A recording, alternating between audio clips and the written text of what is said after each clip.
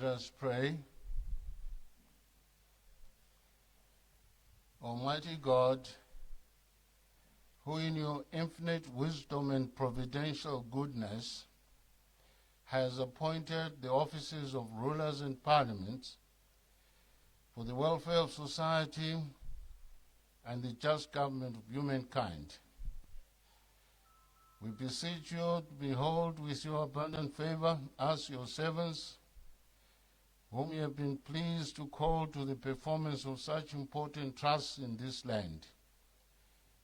Let your blessing descend upon us here in Parliament assembled, and grant that we may, as in your presence, treat and consider all matters that shall come under our deliberation in so just and faithful a manner as to promote your honor and glory, and to advance the good of those whose interests you have committed to our charge.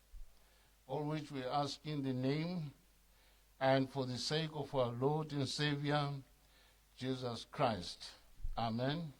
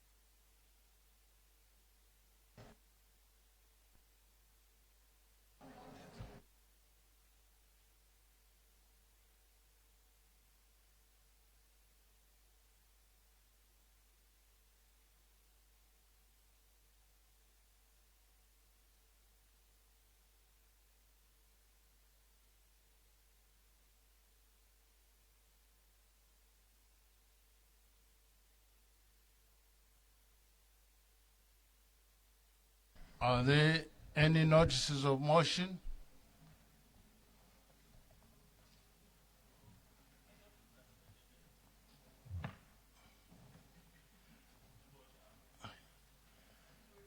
You don't suspend notices of motion. Read your standing orders properly. Are there any notices of motion? There is none. Notice of motion number 1, the Honorable Minister of Justice, Legal and Parliamentary Affairs.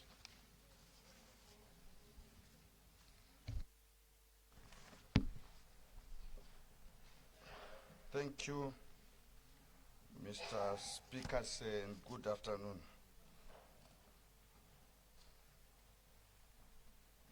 Mr. Speaker, I move that provisions of Standing Orders number 53, subsection 1, 66, subsection 2, and 68, subsection 5, regarding the automatic... Just a second, Honorable Minister. Clerk, the volume is too low.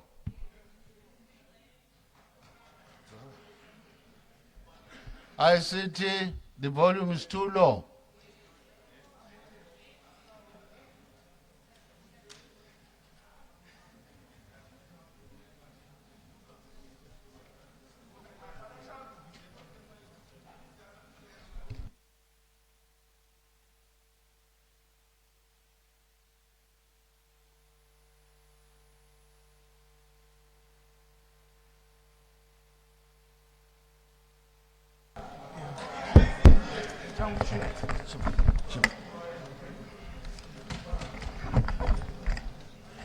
Can you try?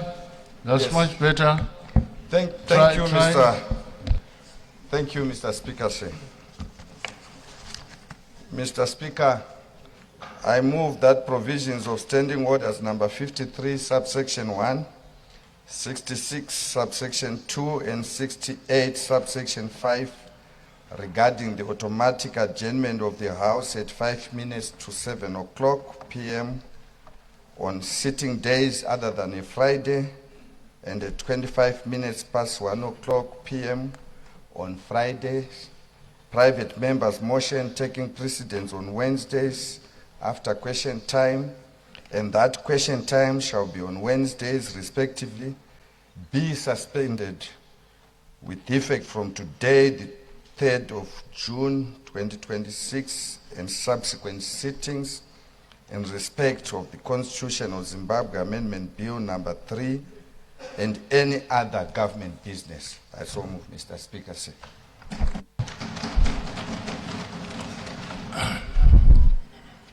The question before the House is a motion by the Honorable Minister of Justice, Legal and Parliamentary Affairs that the provisions of Standing Orders numbers 53, subsection 1, 66, subsection 2, 68, subsection 5, regarding the automatic adjournment of the House at 5 minutes to 7 o'clock p.m. on sitting days other than Friday, and at 25 minutes past 1 o'clock on a Friday. Private members' motions taking precedence on Wednesdays after question time, and that question time shall be on Wednesdays respectively, be suspended with effect from today and subsequent sittings in respect of the Constitution of Zimbabwe Amendment number 3 Bill HB 1 2026 and any other government business. Is there a debate? Yes, there is debate. Honorable Mshoriwa? Yes. Mr. Speaker, say we hear what the Honorable Minister is proposing. And Mr. Speaker, say I humbly stand up to oppose such a request. The Constitutional Amendment Bill number 3 requires all of us to debate it in sound mind. And it will be wrong for us to push and fast track this bill to debate it in the middle of the night. The bill has to be debated during the course of normal parliamentary days so that Zimbabweans can actually follow the debate that will be happening in this August House. So it is wrong. It is wrong, Mr. Speaker, say, to then suspend normal parliamentary business. I think let's just continue with parliamentary business as usual, and we debate and we do it in the proper manner. And I think this is important because we as Parliament, we represent the people and we represent the citizens. Let the citizens hear our voice. Point of order. I thank you, Mr. Speaker, sir. Point of order.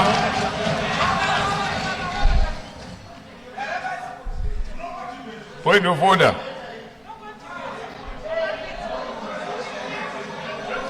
Point of order.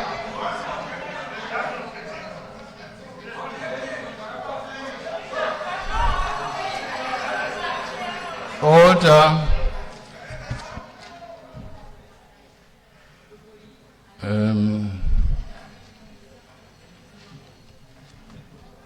I did not quite follow when the Honorable Mshoriwa indicated that the public may not follow. What exactly do you mean? Before I make my ruling? Order. Mr. Speaker, say. Just a minute. Order. We are not at a picnic here.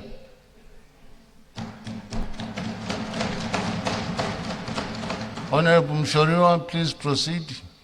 Mr. Speaker, say the normal hours of parliamentary business are stipulated within our standing orders.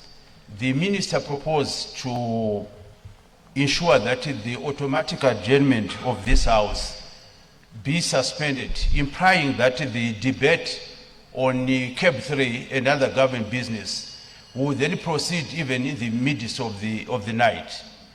Our people, the people that elected and sent us to Parliament, if a debate is done in during the midnight, they will not be in a position to follow, because remember, our debate is actually televised and people want to follow the debate. But more importantly, Mr. Speaker, say, the security of your members of Parliament, our primary concern. We do not want to travel overnight, especially for some of us that do not stay within hotels.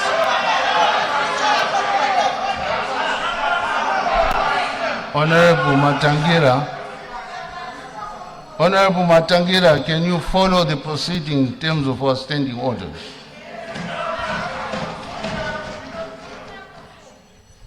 Honorable Mshoriwa, can you wind up? Yes, so Mr. Speaker, say, this is the reason why I'm actually saying that we should not go along with the request by the minister to suspend our standing orders pertaining to this bill and other government business. We need to debate and to do it in the normal manner that we've always done as a parliament. And in any event, Mr. Speaker, say, we are not running anyway. There's no need to fast track CAB 3. Let us discuss it, debate it, agree or disagree, so that the people of Zimbabwe will follow. I thank you. Thank you very much.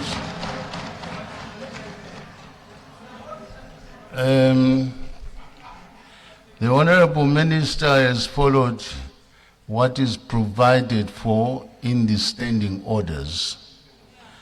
And just a minute. And the standing orders are guided also in terms of their implementation by the presiding officers. Further, the suspension of this nature is not the first one.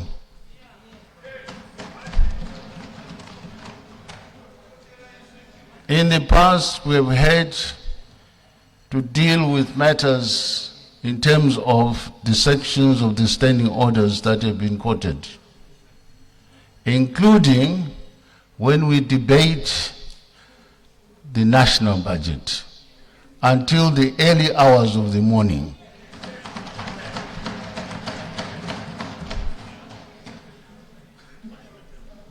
On the other hand, the concerns about the question of security and so on, that will be decided by the presiding officer. And your point is taken note of.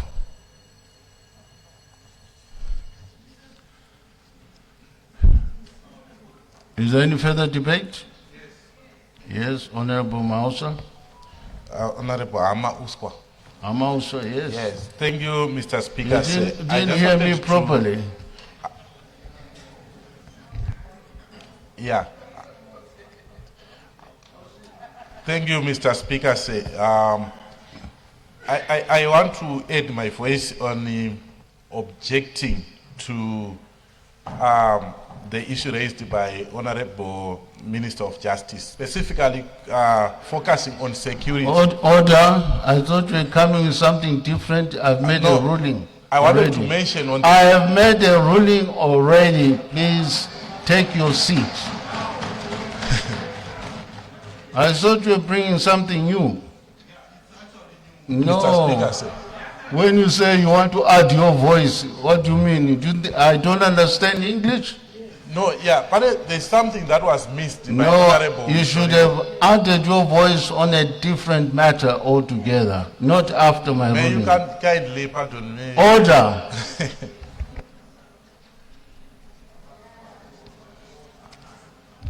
Further debate, Mr. Speaker? Yes. Thank you, Mr. Speaker. Honorable Speaker, during budget meetings, will be rushing against stipulated time. Budgets must be passed before the Order. You are raising the same matter. I've ruled already. Don't waste our time.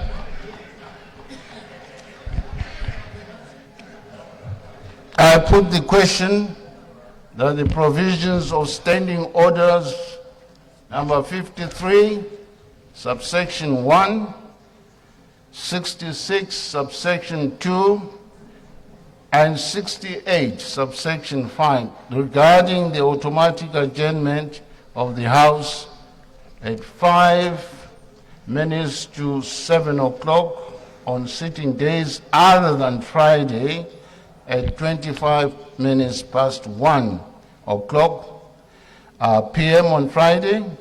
Private members' motion taking precedence on Wednesdays after question time, and that question time shall be on Wednesdays respectively, be suspended with effect from today and subsequent sittings in respect of the Constitution of Zimbabwe Amendment Bill number 3, HB 1/2026, and any other government business.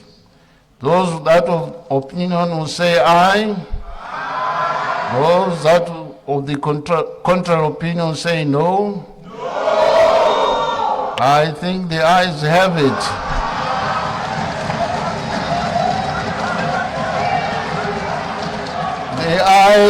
The ayes have it. The question is accordingly affirmed, and the provisions of standing orders. Order. I've heard your noise, please. Order. The provisions of standing order numbers 53 subsection 1 and 62 subsection 2 and 68 subsection 5 are suspended accordingly.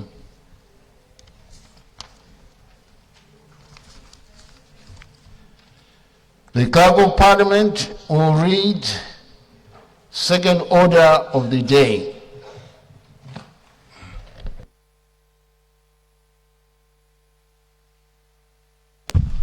Second reading, Constitution of Zimbabwe Amendment number 3 Bill HB 1/2026. The question before the House is a motion by the Honorable Minister of Justice, Legal and Parliamentary Affairs that the Constitution of Zimbabwe Amendment number 3 Bill HB 1/2026 be now read. Sorry.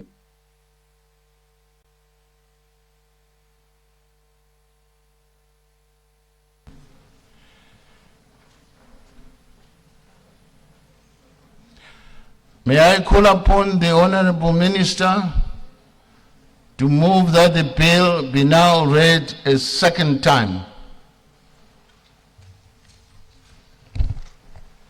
Thank you, Mr. Speaker. Mr. Speaker, I rise to present my second reading speech and move that the bill be read the second time. Mr. Speaker, Point of order, Mr. Speaker, sir.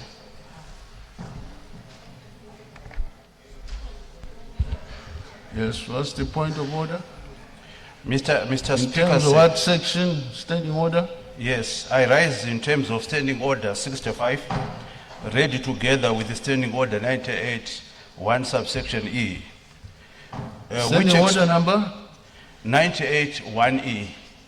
98, Yes, 1B. 1E. Did you say B? E E. for Edwin. Okay.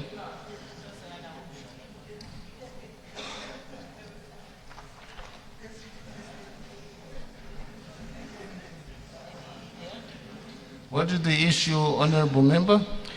Yes, Mr. Speaker, the said standing order expressly prohibits members from referring to matters on which a judicial decision is pending, Honorable Speaker, Constitutional Amendment Bill number 3 is presently the subject of proceeding before the Constitutional Court in, among other matters, Prince Dueko Sibanda versus Parliament of Zimbabwe, and Ruben Zulu and others versus President of Zimbabwe and the Attorney General. The Constitutional Court has heard the matter and reserved judgment. And it is my view, Mr. Speaker, that any debate on this bill will inevitably touch on issues that are currently awaiting judicial determination. Proceeding with the debate would therefore place members in the position of discussing matters that are sub judice and may undermine the doctrine of separation of powers and the authority of the Constitutional Court. I therefore, Mr. Speaker, respectfully request that the debate on CAB 3 be stayed until the Court has actually made this ruling. Thank you. Thank you. Thank you very much. The judgment was there and it's a reserved judgment. Honorable Minister, you may proceed.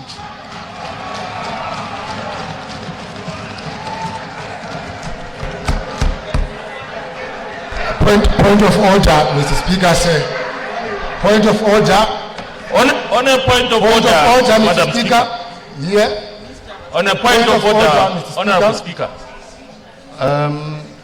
Nobody has spoken, so there's no point of order. Point of privilege, Mr. Speaker. Point of privilege. Honorable Minister. Point of privilege, Mr. Speaker. Thank you, Mr. Speaker. There's no point of privilege. Thank you. Honorable Minister. Point of clarity. Point of clarity, Mr. Speaker. Point of clarity, Mr. Speaker, sir. Order. Point of clarity. Order. Ruling. Order. Point of clarity, Mr. Speaker. Can you sit down? A reserved judgment A reserved judgment is not a judgment. There is no judgment. Order. Can you sit The down? court has reserved its judgment. It has not entered Honorable judgment. member, So I'm warning you for the second time now. yeah, Can but you we sit are down? correcting you, Mr. Speaker. There's no judgment. Can you The sit ruling down? is wrong. The Honorable Minister.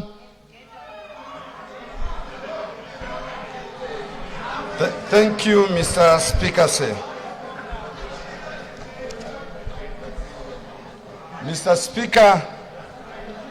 Mr. Speaker, sir, I rise to present my second reading speech on the Constitution of Zimbabwe Amendment number 3 bill. Mr. Speaker, sir, this is a defining moment in our constitutional evolution, a journey rooted in the liberation struggle fought and won by the heroic sons and daughters of the soil, shaped by the aspirations of our people and given formal expression in the Constitution we adopted by and for ourselves as Zimbabwe in 2013. Constitutions, Mr. Speaker, by their very nature, are not monuments cast permanently in stone. They are living instruments of good governance, designed to respond to changing realities, to emerging challenges, and to the ever-evolving needs and aspirations of society. The true strength of a constitutional democracy lies not in rigid permanence, but in its capacity for lawfully reasoned and progressive adaptation. Mr. Speaker, this bill is therefore not an abandonment of our constitutional order in any way, shape or form, but a continuation of it. It is the product of practical experience, of institutional reflection, and of the honest recognition that after more than a decade of implementation, certain provisions of the 2013 Constitution require refinement to enhance their functionality, their coherence, and their service to national progress. Mr. Speaker, I ask this Honorable House to weigh the bill in that spirit A republic confident enough to write its own founding law must be mature enough to improve it. What I bring before you is not a leap into an unknown, but a measured step, informed by the realities of constitutional governance, by lessons drawn from our history and comparable jurisdictions, and by our shared determination that the supreme law of our land should remain an instrument for development rather than an obstacle to it. Let me begin, Mr. Speaker, as candor requires, not with what the bill does, but with what it does not do, because a great deal of what has been said about it beyond the walls of this chamber bears little resemblance to the text that lies before honorable members. Mr. Speaker said what the bill does not do. Mr. Speaker, there have been many claims about this bill circulated in the press and in the public square, especially on social media platforms, which are simply not true. Before I comment a single clause to this honorable House, I want to place those claims beside the text and answer them plainly. Let me state clearly and without qualification 5 things this bill simply does not do. First, Mr. Speaker, it does not give the President a term extension or a 3rd term. Second, Mr. Speaker,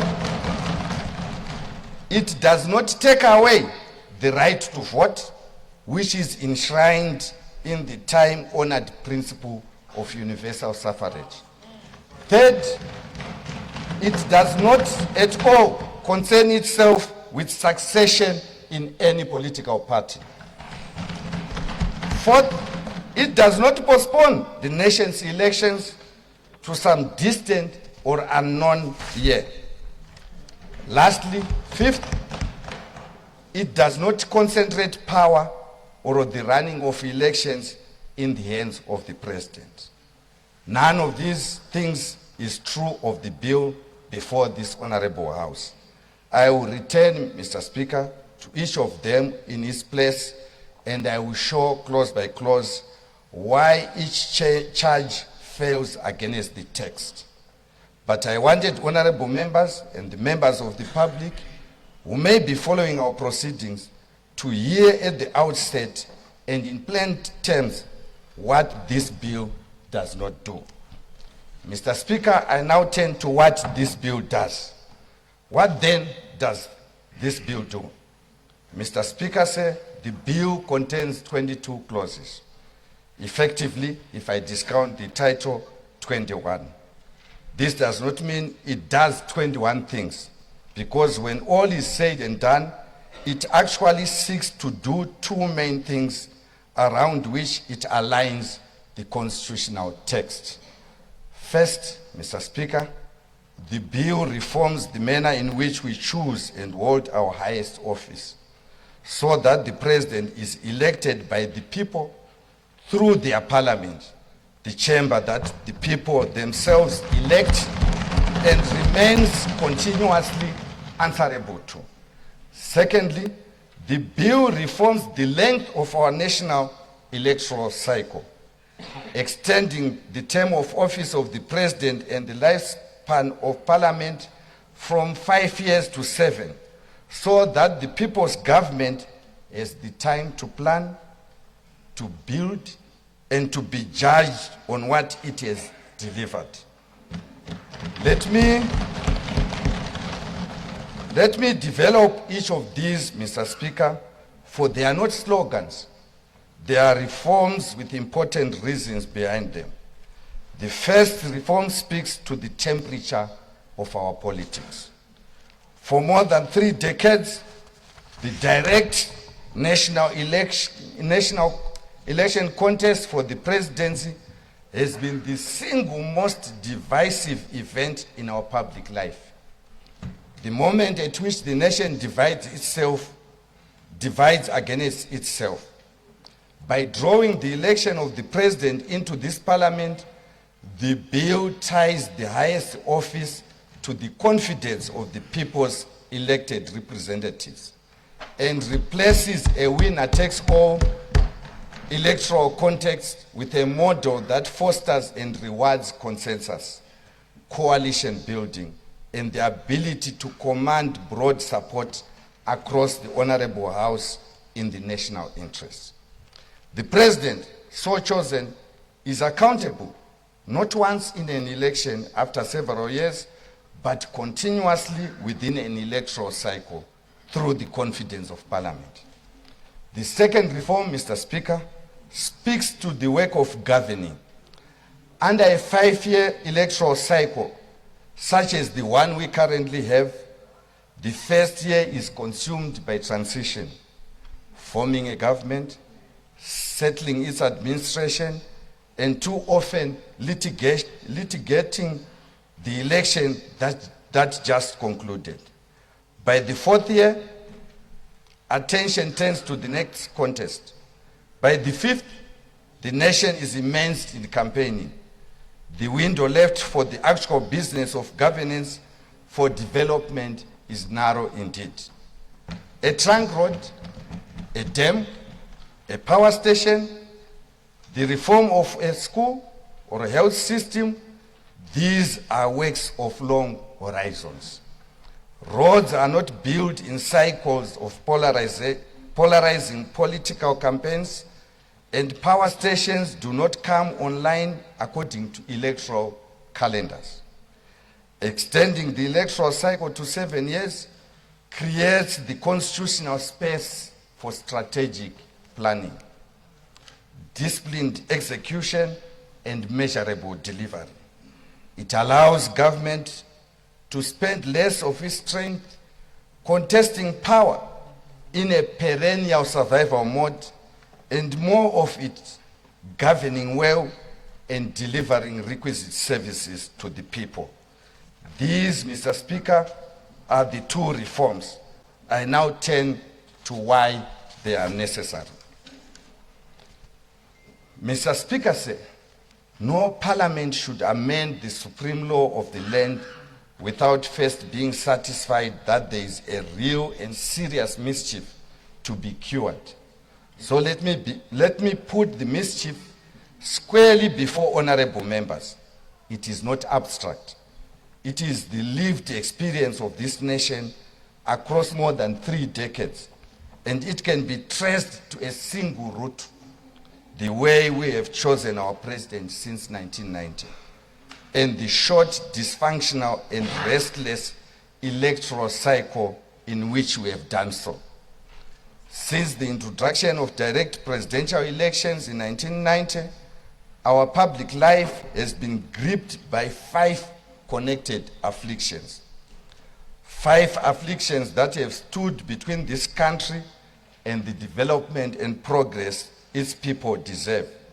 They are not separate problems. They feed one another, and each electoral cycle has made them worse. The first, Mr. Speaker, is the perennially disputed presidential election. Every contest for the presidency this nation has held since the turn of the century, in 2000, 2002, 2008, 2013, 2018, and again in 2023, has been marred by relentless allegations of violence, of rigging, of opacity, eroding public trust, and the legitimacy of the result. This is not my characterization alone, Mr. Speaker. It is documented notably in the observer reports of the AU, of the SADC reports, and of the Commonwealth, which have linked these disputes to economic sanctions against our country and to the flight of investment. By some estimates, as much as USD 50 to 70 billion of investment opportunities lost over these years, and the scholarship agrees. Mr. Speaker said, Cheeseman and Dodsworth, writing in the Journal of Modern African Studies, find that electoral disputes of this kind foster chronic instability. The second affliction, Mr. Speaker, sir, is policy paralysis born of perpetual campaigning. Our short 5-year terms tend to trap those in office in a continuous election mode, derailing and delaying the long programs a developing nation such as ours critically depends upon. Our own National Development Strategy 1 and 2, our own Vision 2030. This is not campaigning in the ordinary sense. It is a perpetual posture of destructive contest that crowds the work of governing out.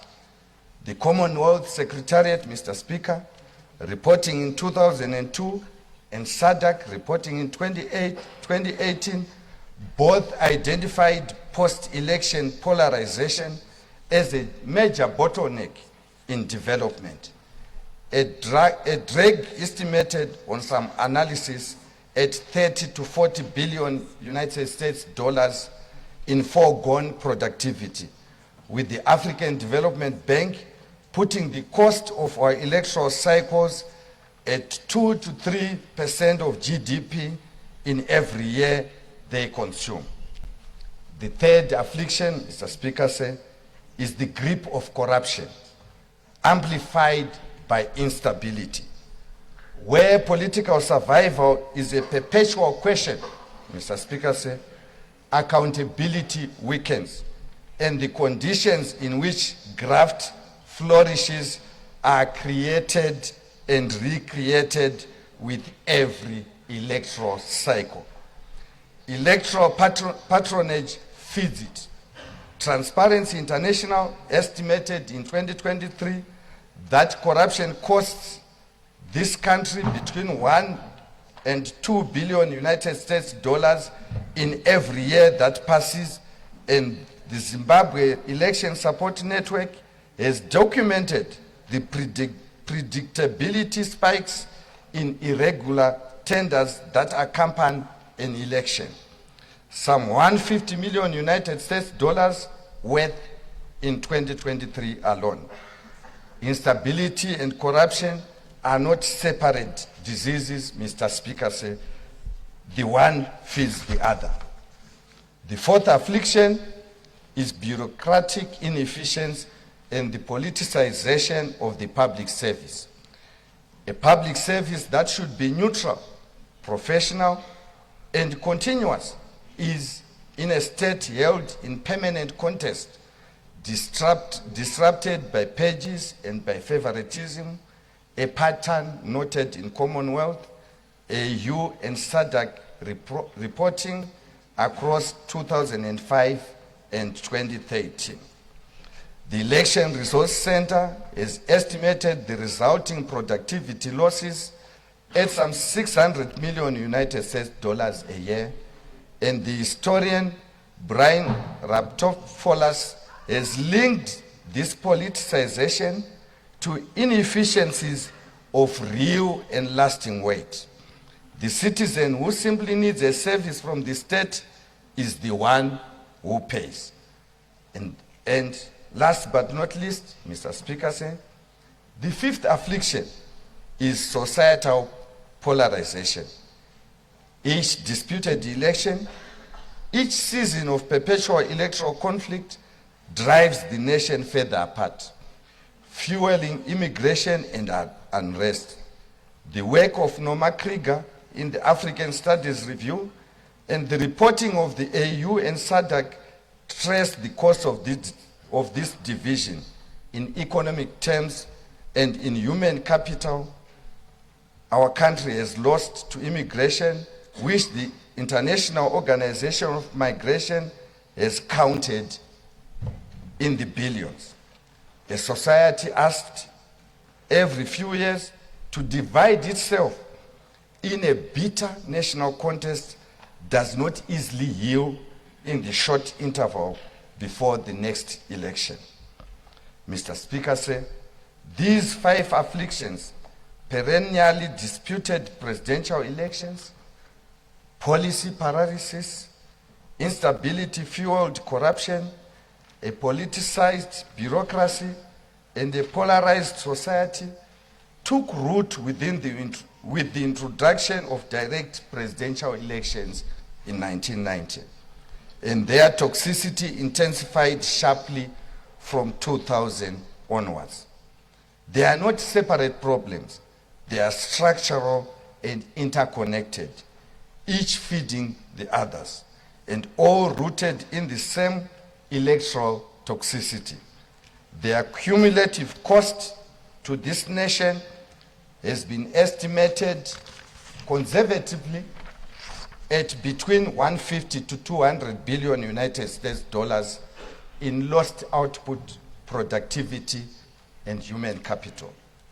Whatever the precise figure, Mr. Speaker, the direction is not in doubt. The enemies our liberation was fought to defeat: the hunger, the poverty, the disease, and the ignorance that still shadow too many of our communities, cannot be driven back by a government held in a 5-year window, of which the better part is spent defending itself and preparing for the next election that promises more conflict. That is the mischief we are trying to deal with, Mr. Speaker. It is real, it is documented, and it is no longer one this nation can afford to carry. The question this bill answers is, what kind of remedy does such a mischief demand?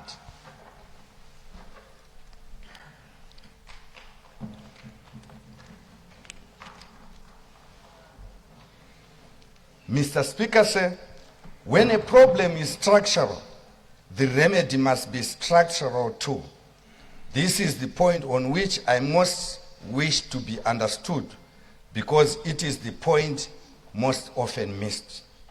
When critics are told that this country has suffered from the affliction of perennially disputed elections, from corruption, from instability and division, some invariably reply that the answer is simply for good people to replace the bad people and hold office.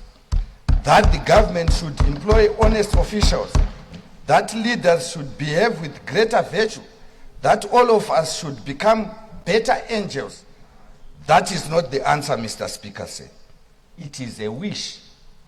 5 afflictions that have persisted across 3 decades and 7 presidential elections, deepening with each electoral cycle, are not the product of bad people who just need to be replaced by good ones. They are the product of a structural malaise, of the incentives, the pressures, and the conflicts that our constitutional arrangements themselves created and bred. To keep doing the same thing, election after election, while hoping for a different result, is not statesmanship. It is the very definition of folly. A structural problem, Mr. Speaker, is cured by changing the structure that produces it, by reshaping the arrangements within which those who hold power must act. That is what this bill does. It does not ask anyone to become an angel. It changes the structural design so that the ordinary conduct of office produces stability rather than conflict, construction rather than perpetual contest. The 2 major reforms at the heart of this bill, the manner of electing the president and the length of the national electoral cycle, are structural responses to structural ills that have produced the structural afflictions that have bedeviled our country. Order. Order. Honorable Minister Professor Mavima, please take a seat there at the back. Please continue. Thank you, Mr. Speaker. And these reforms in the bill are not experiments, Mr. Speaker. They are informed by our experience of 7 presidential elections since 1990, each more contested than the previous, and by the tested constitutional practice of the most stable democracies in our neighborhood and across the world. It is those 2 reforms and the clauses that give them effect to which I now want to turn, Mr. Speaker.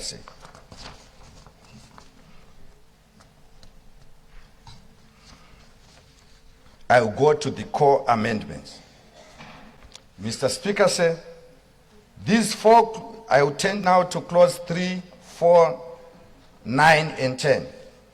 Mr. Speaker, these 4 clauses are the heart of the bill.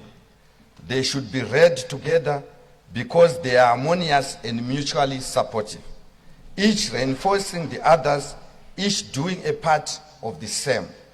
Clause 3 reforms the manner in which we choose our highest office. Clauses 4, 9, and 10 reform the length of the national electoral cycle within which that office is held and align the calendar of our elections accordingly. Together, Mr. Speaker, they constitute a single, coherent, structural response to the 5 persistent and pernicious afflictions this country has carried since 1990. Clause 3 deals with the election method and provides that the President shall be elected by Parliament in a joint sitting of the Senate and National Assembly by a clear majority of members, with a runoff where no majority is reached and under the supervision of ZEC. The people's voice, Mr. Speaker, is not removed by this reform. It travels by a different and steadier route. The people elect Parliament. Parliament in turn elects the President and holds the President to account, not once every several years, but continuously through the confidence of Parliament.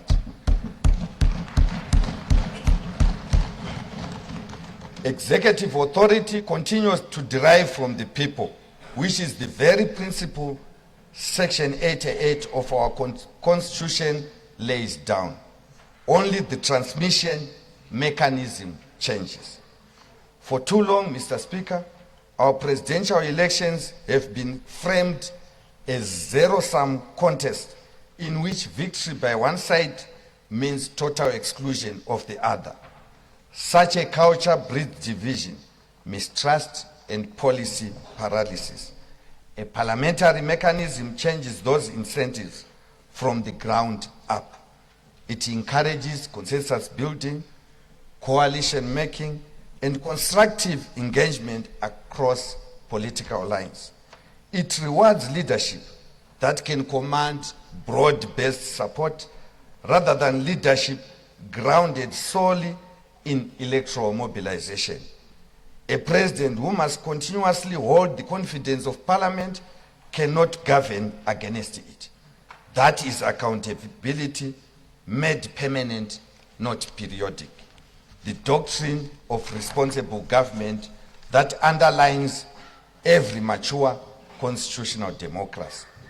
This is the settled practice of our nearest neighbors, where South Africa elects its president from Parliament, and Botswana's president is the leader of the party commanding a parliamentary majority. Both are arguably the most stable, best governed democracies on our continent. And let me correct a misconception, Mr. Speaker, being deployed against this clause. The direct election of our president is not a founding feature of our constitutional settlement. Zimbabwe was governed from independence through a parliamentary model. Direct presidential election was introduced only in 1987 through Constitutional Amendment number 7 in the context of the Unity Accord and the then anticipated one-party state. Those defending direct election as an axiomatic democratic principle are defending an arrangement younger, Mr. Speaker, than our independence, adopted for a purpose this House would not today endorse, unless if this House wants us to turn the country into a one-party state. Then I will agree to have a direct election because it will be a one-party, and then we can go for a direct presidential election for the purpose that it was introduced in the first place was for us to have a one-party state.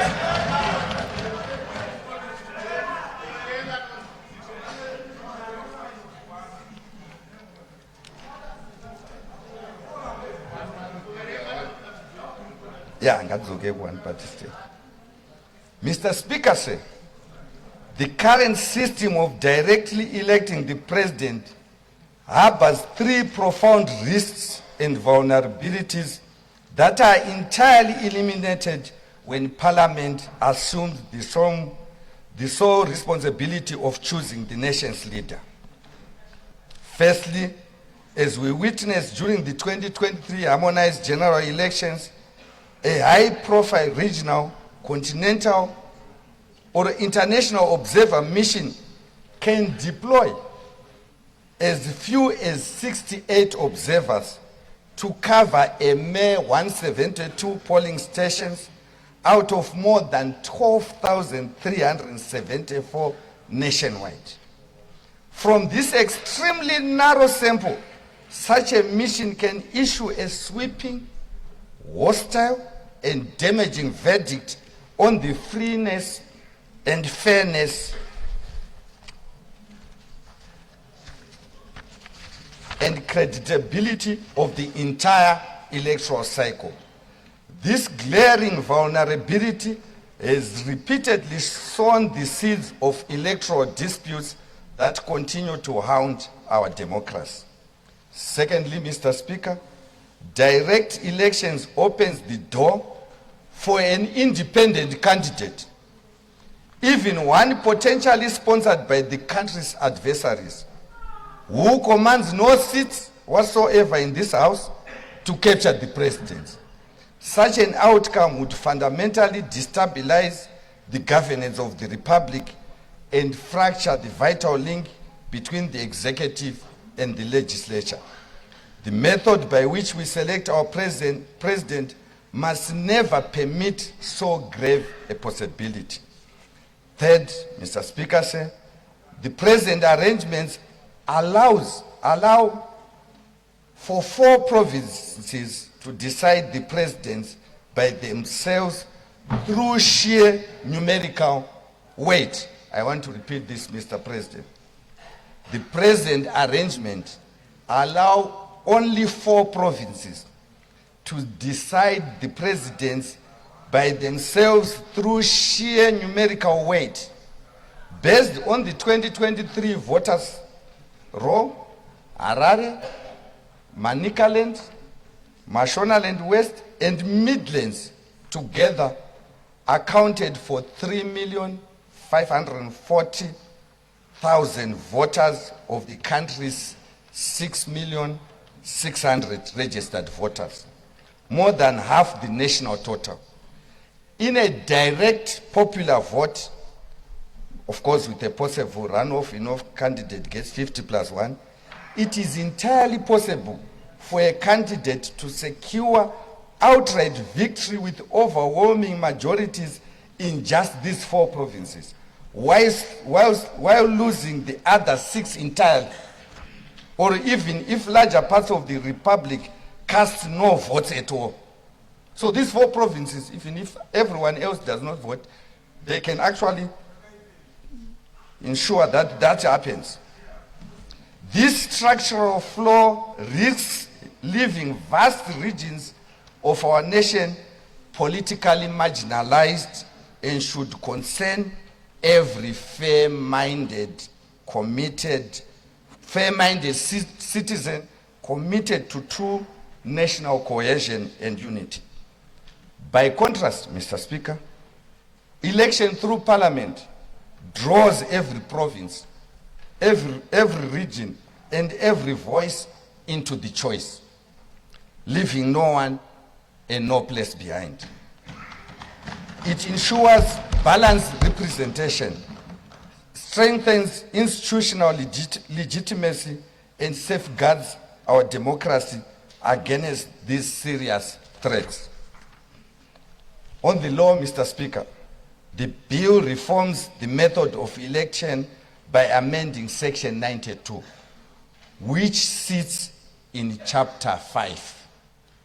It is not in Chapter 4, and it does not amend Chapter 4, the Declaration of Rights, nor Section 328 itself, Mr. Speaker. The Constitutional Court, in the Mpungu judgment of 2021, affirmed that the referendum requirement in Section 328 is triggered by the constitutional text which is amended, not by the consequences said to flow from it. On that footing, Mr. Speaker, this reform proceeds by 2/3 majority of this House. I now turn to clause 4, 9, and 10, the term length or electoral cycle. Mr. Speaker said, these three clauses must be taken together for their one reform expressed 3 times. Clause 4 amends Section 95, subsection 2 of the Constitution to extend the presidential term length, that is the electoral cycle, from 5 to 7 years. Clause 9 does the same for Parliament by amending Section 143, subsection 1, so that the two branches rise and fall together rather than drifting out of alignment. Clause 10 aligns the 7-year election calendar. Their coherence is the point. A 7-year presidency alongside a 7-year parliament on the same electoral cycle, planning and delivering together. Here, Mr. Speaker, I must draw the distinction on which this entire debate turns. And I will draw it as plainly, Mr. Speaker, as I can, because much of the criticism of this bill rests on a confusion between two things that sound alike but are wholly different: the length of a term and the limit on terms. Mr. Speaker, permit me to share an image, for it has helped me and it may help honorable members. Mr. Speaker, picture a great presidential runway, a permanent, purpose-built platform at the very heart of our constitutional order. That runway is the office of the president itself, the critical infrastructure from which the nation is served and led.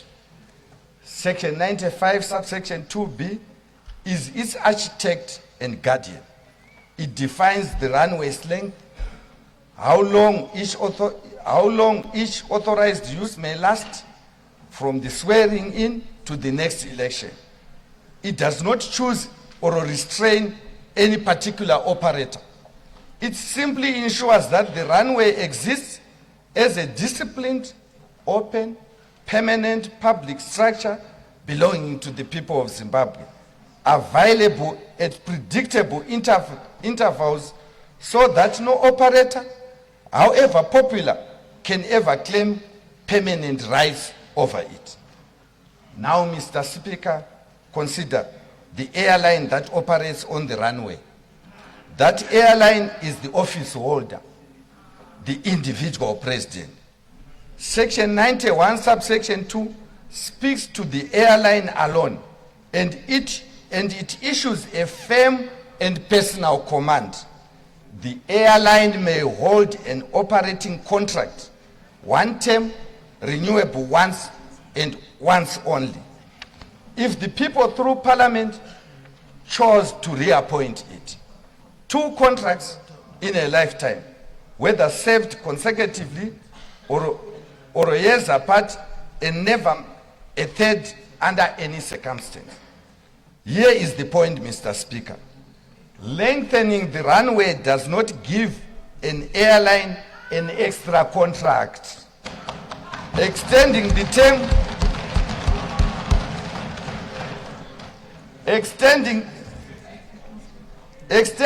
term changes only the length of each contract. It does not change the number of contracts an operator may hold. The limit, Mr. Speaker, remains 2. Section 95, subsection 2 governs the runway, the term length. Section 91, subsection 2 governs the airline, the term limit. The bill lengthens the runway. It does not touch the limit on the airline. The 2-term cap stands exactly where it has always stood. This bill, Mr. Speaker, does not amend Section 91, subsection 2 by a single word.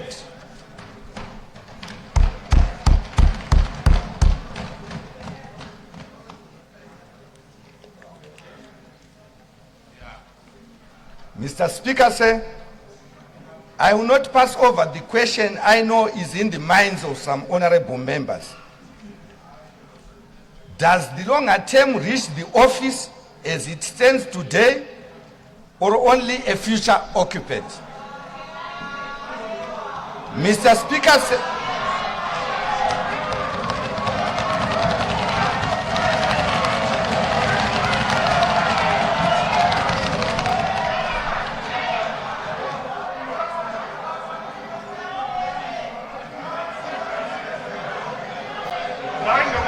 on a point of order. On a point of order. On a point of order.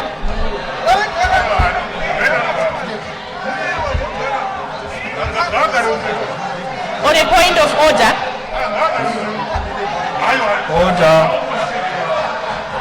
Order. On a point of order, Mr. Speaker. Order. Can you sit down, please? Except the honorable member who is raising a point of order. Honorable Speaker, we just wanted to find out, we have got a sitting arrangement in the House where we feel very uncomfortable when the right side comes to the left side.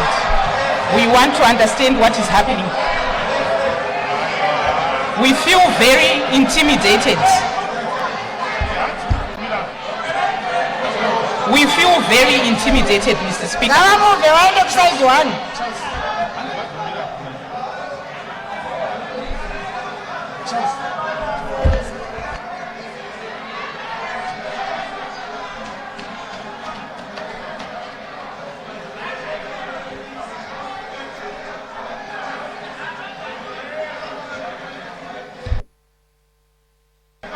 Order. Order.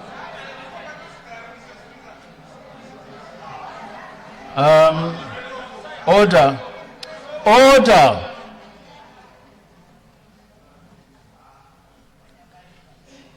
Honorable members, there is still room to decide.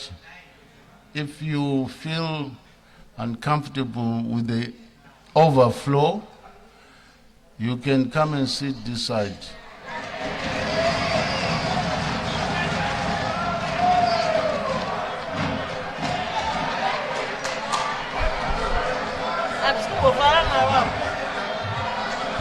On a point of order, Madam Honorable Speaker, on a point of order.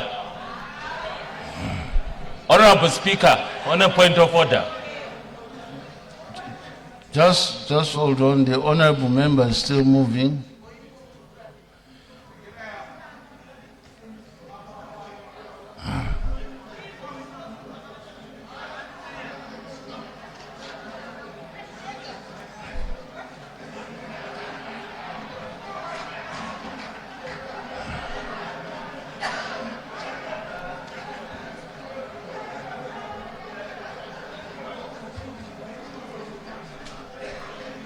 Honorable,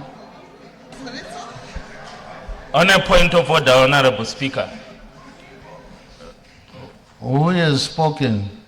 Honorable Speaker, on a point of order. Who has spoken? Okay, I need guidance on what is happening. That's why I said on a point of order. I think... Honorable Speaker, am Order. I allowed to cross over that Order. side? Because I'm feeling they are Order. that side.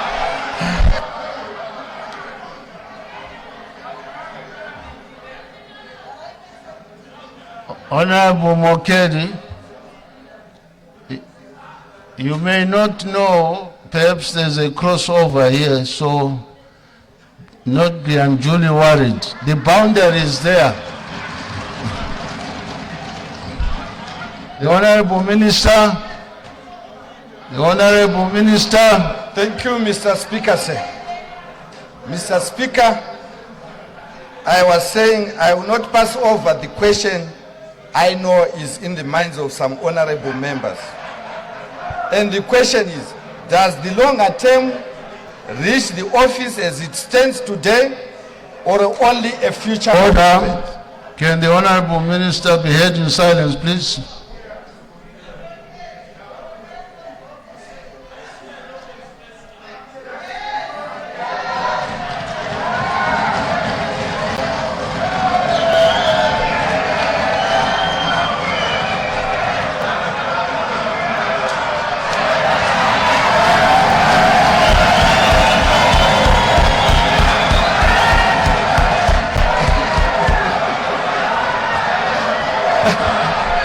Strategic deployment! Order. Order. Well, I'm so happy that CAB 3 can be a unifying force. Welcome home. Welcome home. The Honorable Minister. Order, please. Can we have the Honorable Minister continue?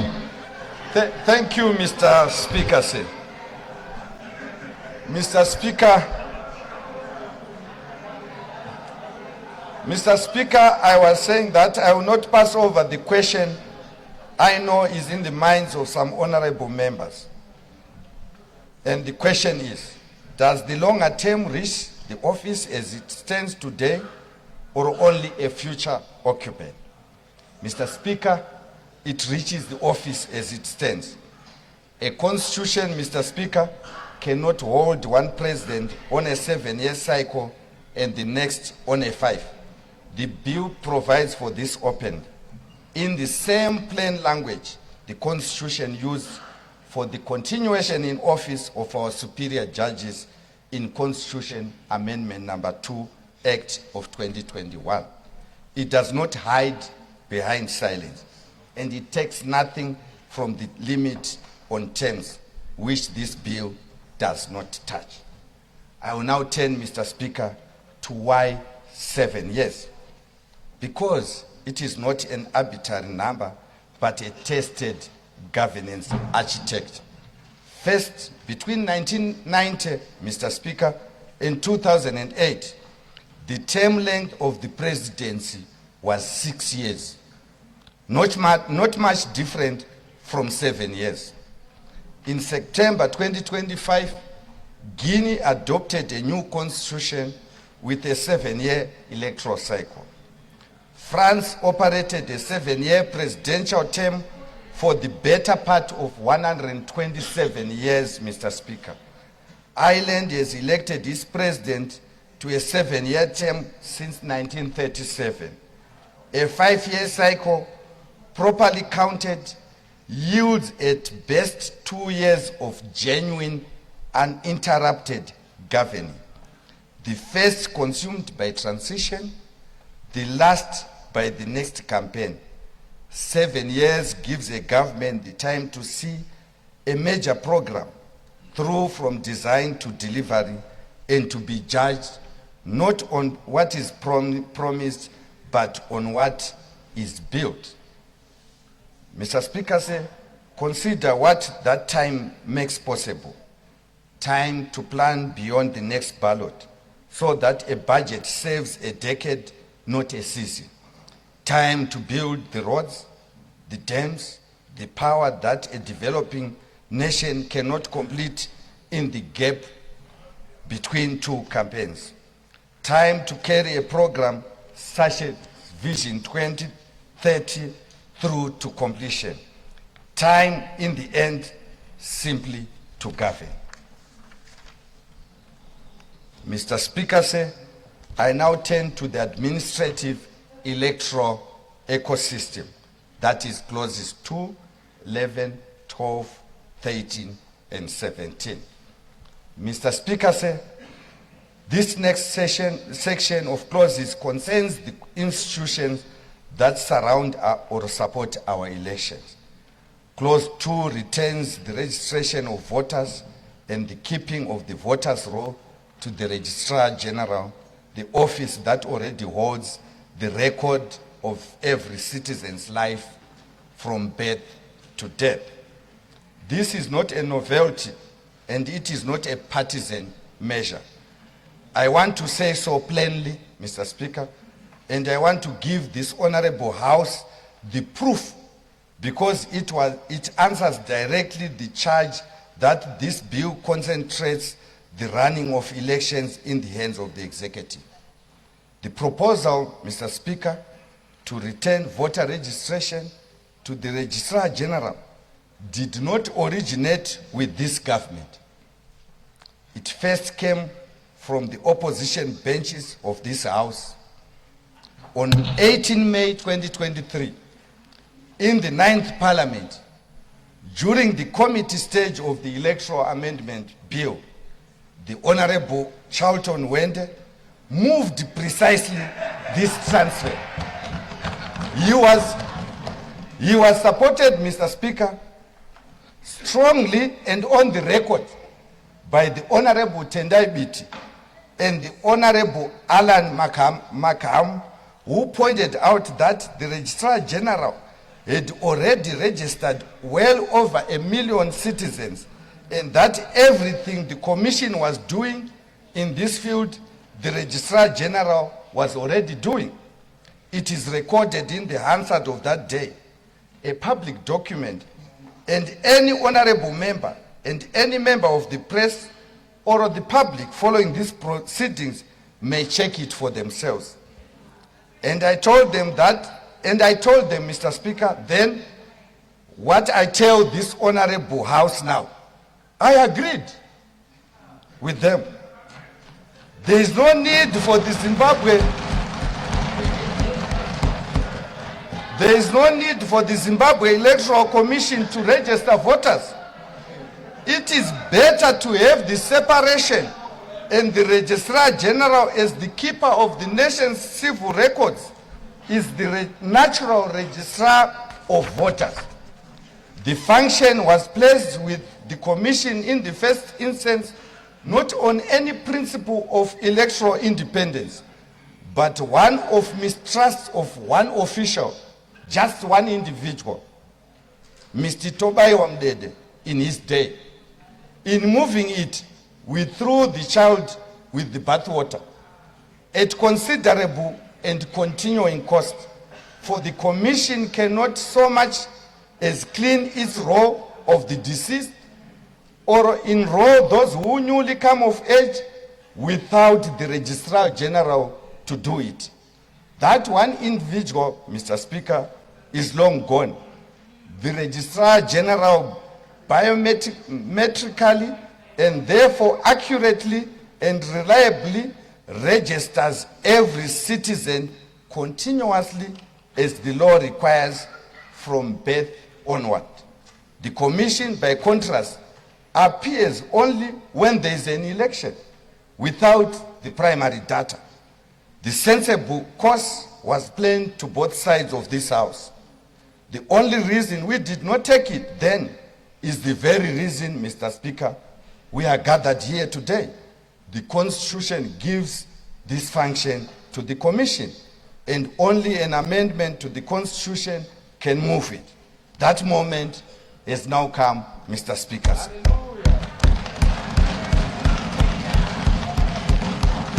So I want to thank the Honorable Charlton Wende, because the other two are not there. This is a progressive amendment that he proposed then, but we could not do it because we needed to amend the Constitution.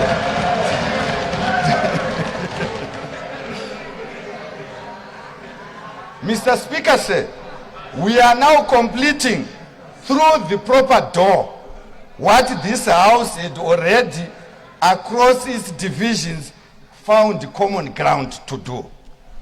And clauses 11 to 13 carry the same logic into the drawing of electoral boundaries. They establish a dedicated Zimbabwe Delimitation Commission chaired by a judge of the Supreme Court, standing and composed of members chosen for defined expertise in law, in administration and governance, in demography or cartography. Here too, there was agreement in this House that crossed the ISO, that the Commission's proper task is to conduct elections, and that the drawing of boundaries, a distinct and technical discipline, belongs with a body built for it.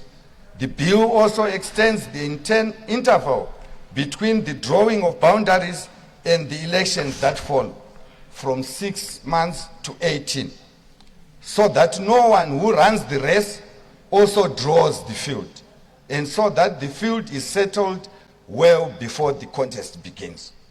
And finally, on this section, clause 17 completes the rearrangement. It removes from the Commission the functions now placed elsewhere and leaves it free to do its central work, the conduct and supervision of every election and referendum without distraction. This is not the howling out of the Commission that critics allege. It is the focusing of it. A commission, Mr. Speaker, that conducts and supervises election in the land has not been weakened by being relieved of a record-keeping function and a boundary drawing function that sits more naturally elsewhere. The custodian of the civil record is the Registrar General. The drawer of boundaries is a dedicated expert commission. The conduct of the election remains wholly and securely with the Zimbabwe Electoral Commission. The right to vote is untouched. The separation of these functions, custodian, delimiter, administrator, is the practice of mature electoral democracies, and it is a model that strengthens credibility rather than diminishing it. Mr. Speaker, allow me now to turn to judicial alignment. That is clauses 7, 14, 15, 20, and 21. Mr. Speaker, this next section concerns the institutions of justice and aligns each with the standard its office demands. I take its 5 clauses in turn. Clause 7 raises the question and status of the Office of Attorney General to the standard required of a judge of the Supreme Court. The Attorney General, Mr. Speaker, is the state's principal legal advisor. She or he represents the nation's interests before our highest courts, drafts the legislation this House considers, defends Zimbabwe's legal sovereignty in regional and international forums. She or he sits too on the Judicial Service Commission, besides the most senior judges in the land. It is right that the qualification for such an office should match the company it keeps and the responsibility it discharges. Clause 14 widens the door of the Constitutional Court. It permits the court to hear any matter that raises an arguable point of law of general public importance, where the court grants leave. This enlarges access to justice. It does not narrow it.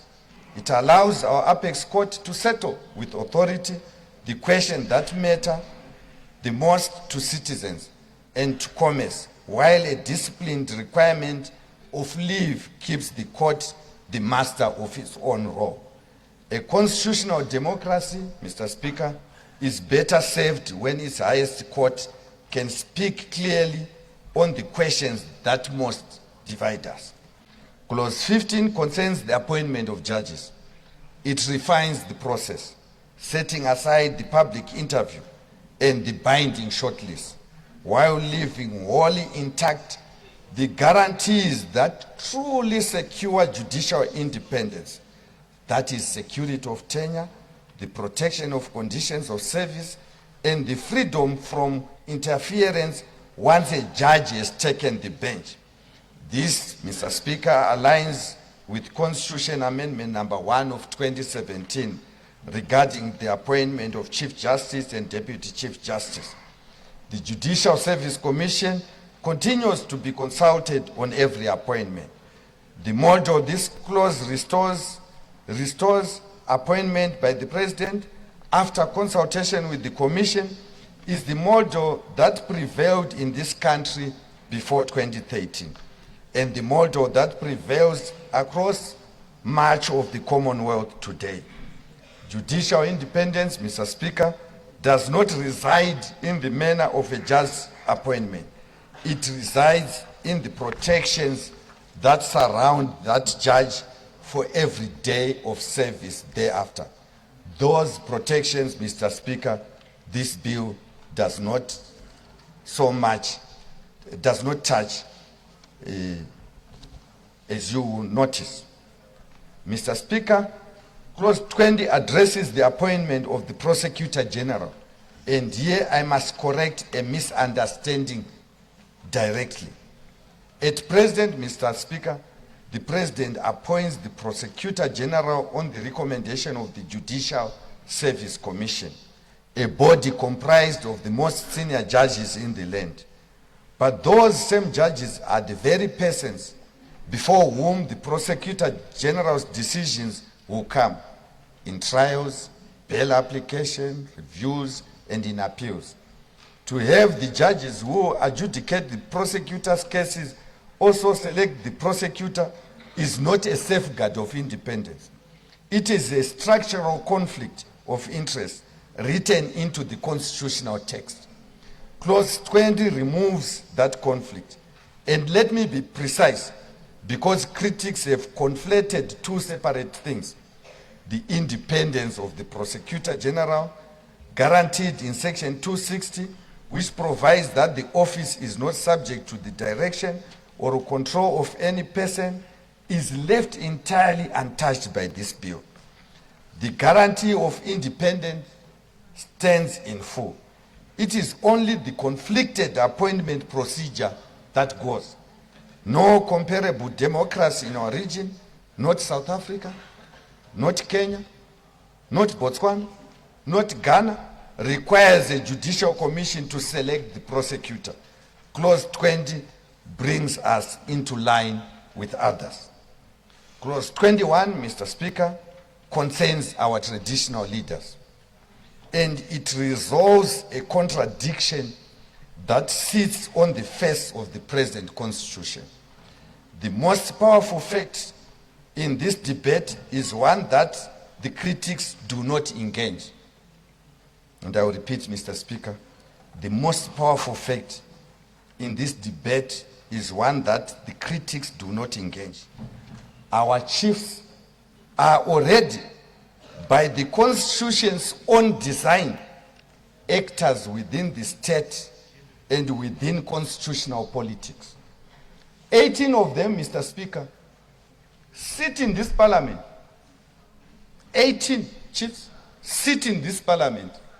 So the argument that they are not political is not there.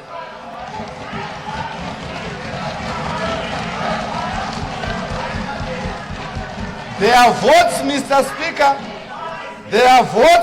Speaker, are counted in the very two-thirds majority that amends the Constitution. And they are part of the legislature, including the majority that will decide this bill. So the chiefs will decide this bill, Mr. Speaker. which is a legislative process. They preside over our courts of customary law.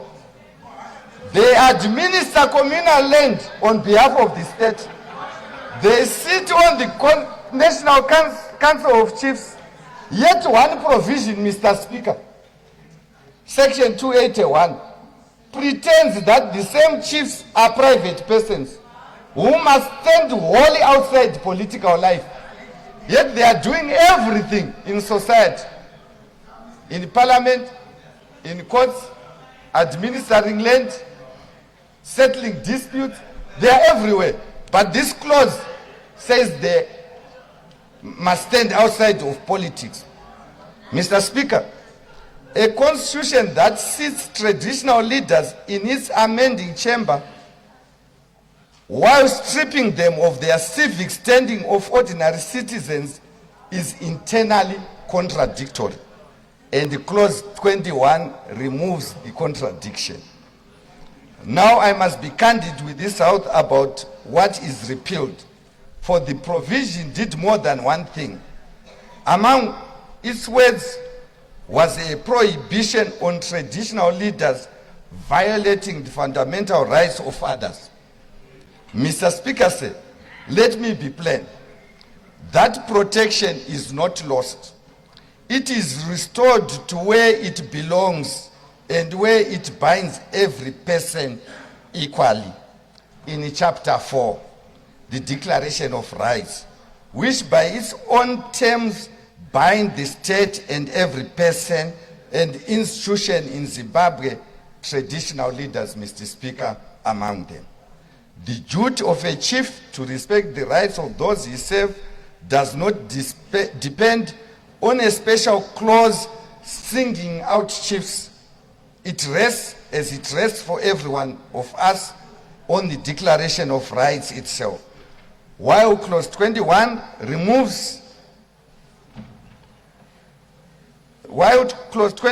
is an enforced prohibition on civic participation of a class of citizens, what it leaves untouched is the constitutional command in section 281, subsection 1, that traditional leaders act with independence, impartiality, and dignity.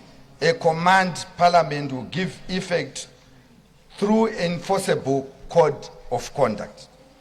An unenforced prohibition is replaced by an enforceable standard.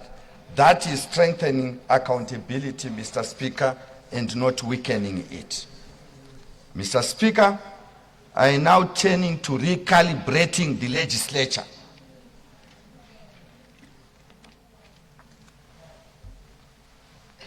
Mr. Speaker, sir, Clause 8 permits the President to appoint 10 additional senators, chosen for their professional skills and competence, raising the Senate from 88 members to 90.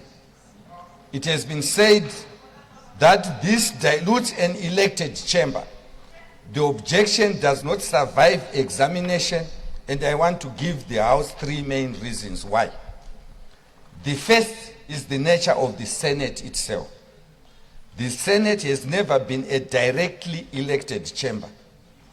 Under the present Constitution, the electorate casts no direct ballot for an individual senator. 60 senators are allocated to political parties by proportional representation. From party lists, the voter has no hand in composing. 16 are traditional chiefs, elected by provincial assemblies of chiefs. 2 hold their seats by virtue of office, and 2 are chosen by an electoral college to represent persons with disabilities. The Senate was constituted in 2013 as a chamber of indirect representation. Clause 8 adds one further indirect method, appointment for expertise to a chamber that has always been filled indirectly. The second reason, Mr. Speaker, is that the appointment power is not unbounded. The text requires that these 10 senators be chosen for their professional skills and competencies. That is a constitutional qualification, and it is justifiable. An appointment that cannot be referred to a genuine professional skill or competence relevant to the work of the Senate may be challenged and set aside by the courts. This places the new seats squarely within an honorable comparative tradition. The nominated members of the Indian Council of States, who must have special knowledge or experience, the life senators of Italy, who must have brought honor to the nation, the Toyshens nominees to the Irish Senate.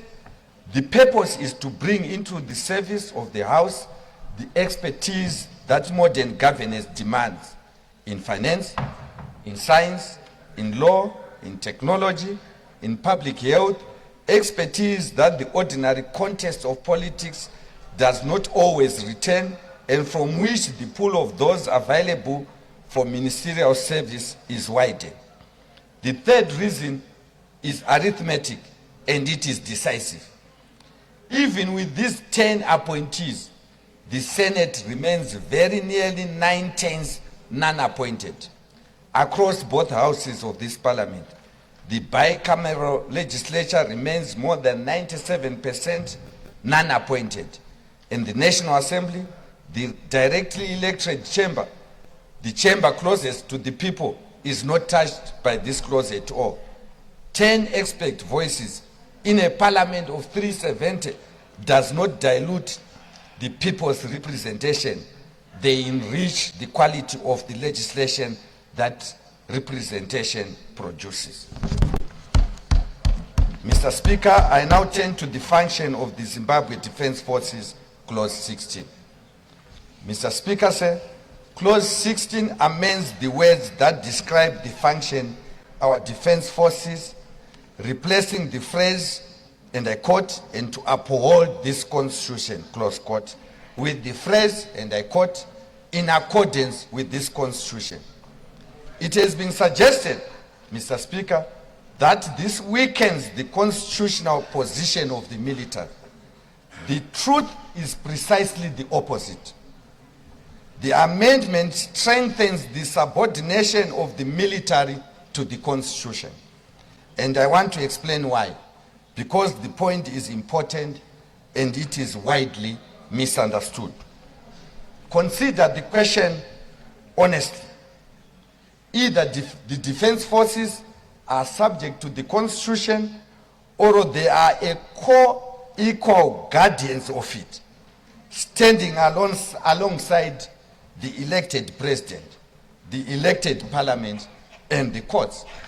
If they are subject to the Constitution, as in every constitutional democracy, they must be then in accordance with the Constitution, is the correct expression of that subordination. And the old wording, which cast the military as an independent upholder of the Constitution in its own right, was the anomaly. The institution whose function is to uphold the Constitution are the elected and appointed civilian institutions. The president takes an oath to uphold it. Judges take an oath to uphold it. Members of this house take an oath to uphold it. The defense forces protect the nation within the constitutional framework that those civilian institutions uphold and interpret. They are not a parallel constitutional authority. To suggest, Mr. Speaker, otherwise is to invite exactly the danger our history warns against. Nor is the constitutional anchor of civilian control removed by this clause, for that anchor was never Section 212. It is Section 208, which has required since 2018 that every member of the security services act in accordance with the Constitution and the law, that none act in a partisan manner, and that none further the interests of a political party. Section 208 is not touched by this bill. It stands entirely.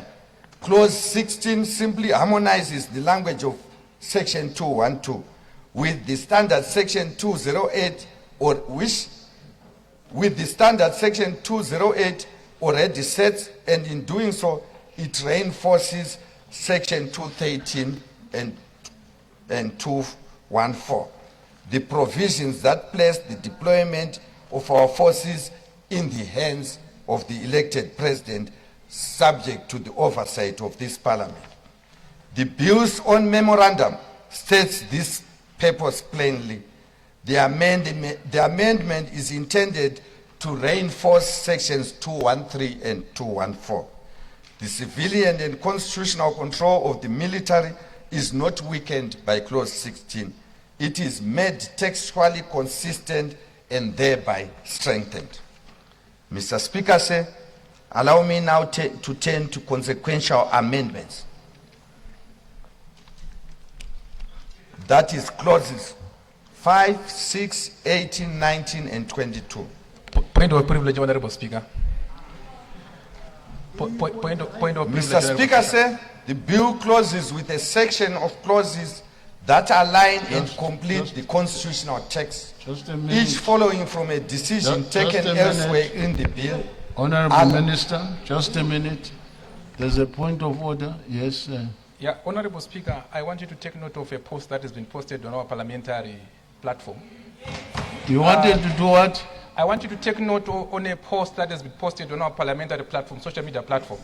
It is saying Honorable Molokeli has crossed over to ZANU-PF. It's not true. They must respect. We have got Honorable.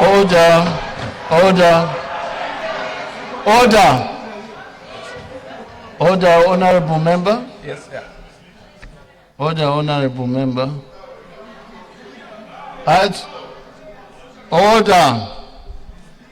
I thought you should be listening to what the Honorable Minister is saying, rather than being distracted by social media, which may not be accurate.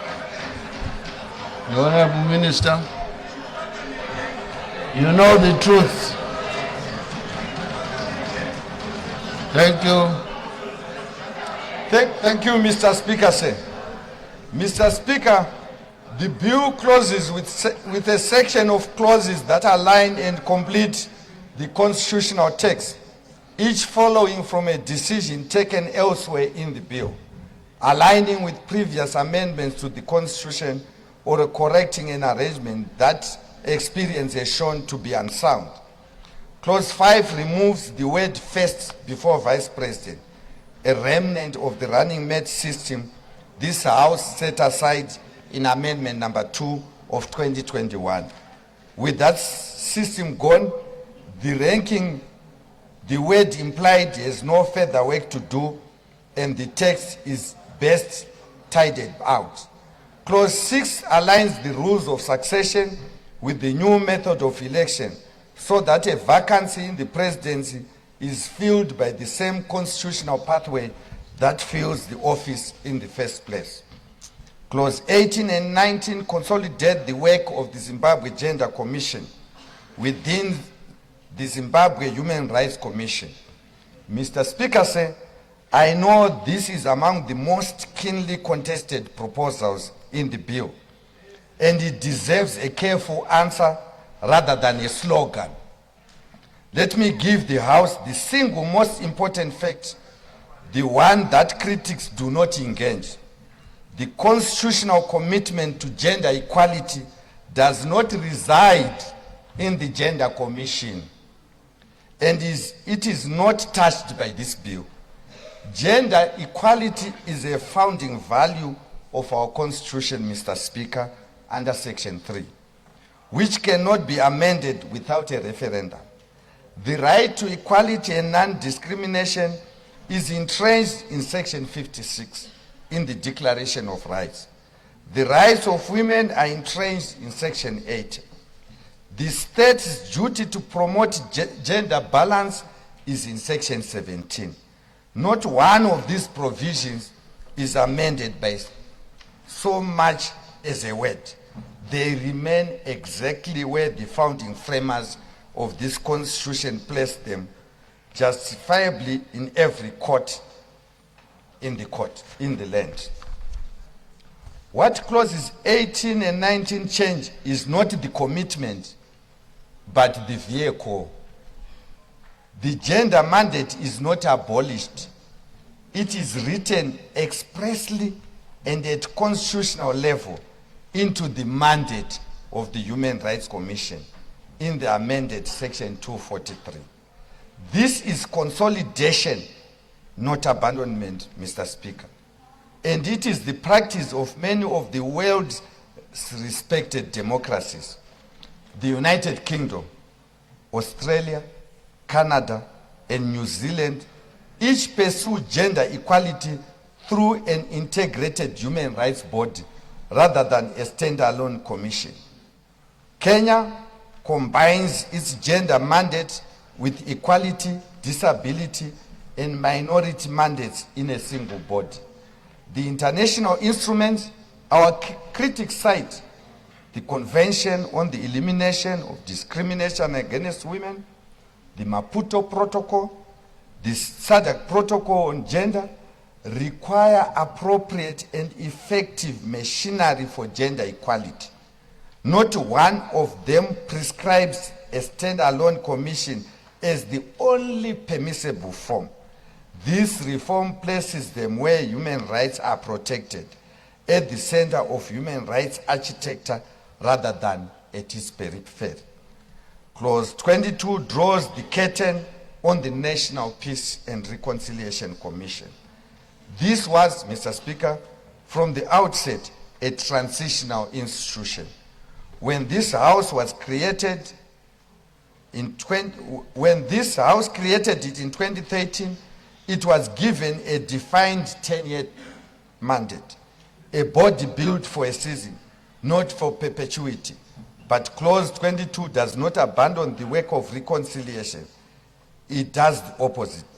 The duty of the state to promote national reconciliation, peace and unity is set out in Section 10 of the Constitution, which the bill does not touch, and that duty endures. What Clause 22 does is to carry the work of reconciliation out of a single time-bound commission into the permanent responsibility of the state, where it can be pursued through dedicated legislation, purpose-built for the task, or under the auspices of the Human Rights Commission. Reconciliation, peace building, and national healing are too important to be confined to one commission with a closing mandate.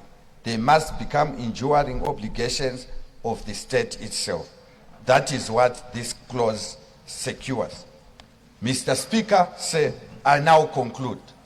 Mr. Speaker, this bill is best understood not as an act of invention, but as an act of completion.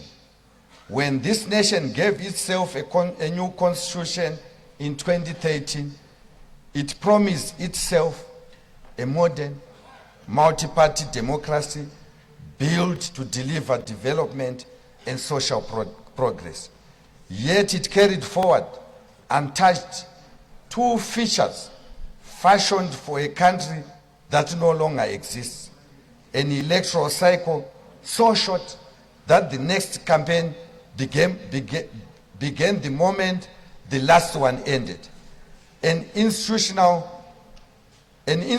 design left half complete, with mandates that overlapped and offices placed in quiet tension with one another.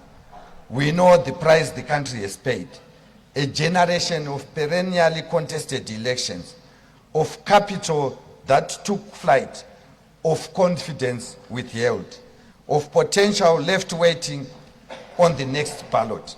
What this bill, Mr. Speaker, seeks to do is to recalibrate the architecture of our democracy so that it serves the work of governing and the task of development rather than the endless fighting of elections. And it does so for the institution and never for the individual. For the steadier season, it creates belongs to the office and to the Republic and to no person at all. Consider what the nation stands to gain: a disciplined and continuous season of government in which a program such as Vision 2030 can be carried through to completion, a calmer way of choosing its highest office, drawn from the settled practice of mature democracies such as Botswana and South Africa, which lowers the temperature of national politics and ties the executive to the confidence of the people's elected chamber, a cleaner and more trustworthy voters' roll, kept where the records of every citizen's life already live, boundaries drawn by a dedicated and expert hand and settled well before any contest, so that no one who runs the race also draws the field, a highest court able to speak with authority on the questions that matter most, institutions that are each clearer and stronger for having a single task they can discharge well, and a place, Mr. Speaker, and a place, once more, among the African and Commonwealth democracies whose tested practices these reforms reflect. This is the choice before the House, Mr. Speaker, between a constitution built for the endless electoral conflict and a constitution built for the long walk of development, between a republic that begins itself anew every few years and a republic, Mr. Speaker, permitted at last to finish what it starts. I do not ask, Mr. Speaker, this House to take a leap. I ask it to take a step, a measured step, a lawful step, an overdue step within the power this Parliament holds. For what this bill offers, Mr. Speaker, in the end, is the one thing a developing nation can never buy back once it has been spent. It offers time. Time given to the office, not to the person, to the republic, and not to the moment. Time not to perpetually campaign, but to build. Mr. Speaker said, this bill is sound in its law. Mr. Speaker, it is principled in its purpose, inspiring in its aspirations, and it is overdue in its time. Mr. Speaker, therefore I commend the Constitution of Zimbabwe Amendment number 3 Bill, HB1 Bill of 2026 to this Honorable House, and I accordingly move that the bill be now read a second time. I thank you.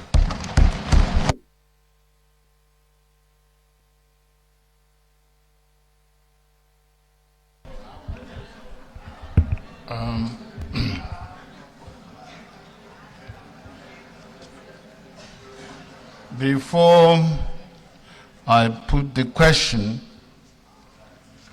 I want to address myself to the issue raised by the Honorable Mshoriwa regarding Section 98, subsection 1E of our standing orders.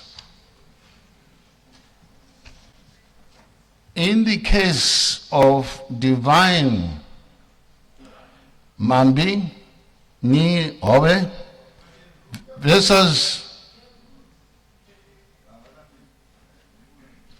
either you want to listen or you can go in peace outside.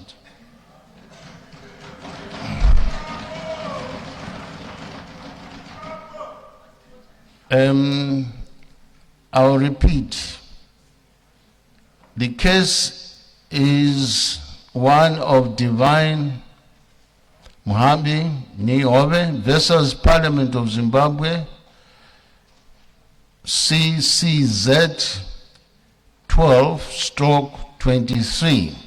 That's the citation of the case.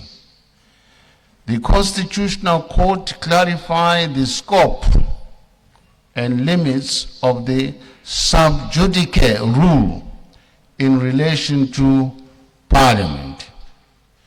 The court held that the sub judice rule, whose purpose is to prevent interference with ongoing judicial proceedings, is not absolute. While Parliament must generally avoid discussing matters pending before the courts, this restriction cannot override constitutional obligations. Specifically, the court found that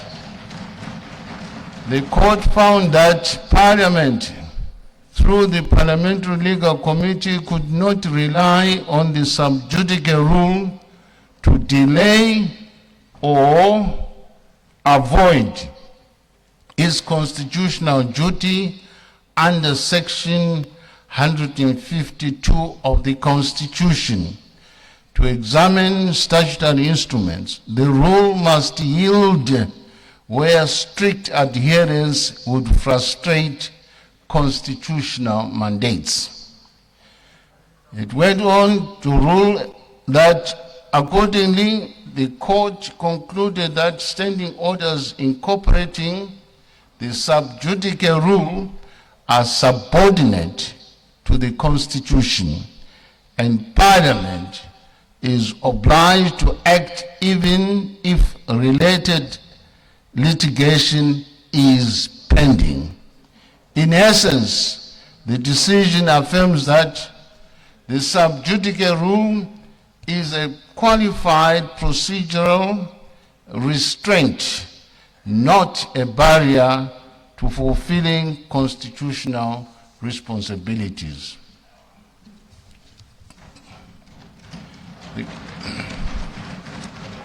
The question before the House is a motion by the Honorable Minister of Justice, Legal and Parliamentary Affairs that the Constitution of Zimbabwe Amendment Number 3 Bill, HB 1, 2026, be now read a second time.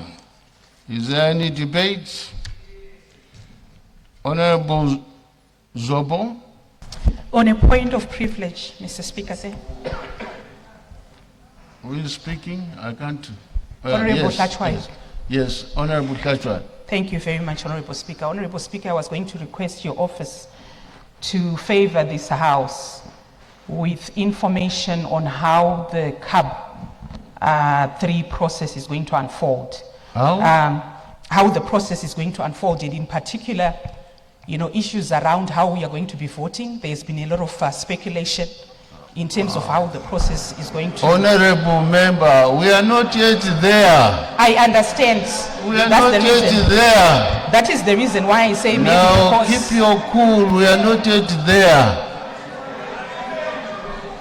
Mr. Speaker, if you... Order! I'm saying we are not yet there.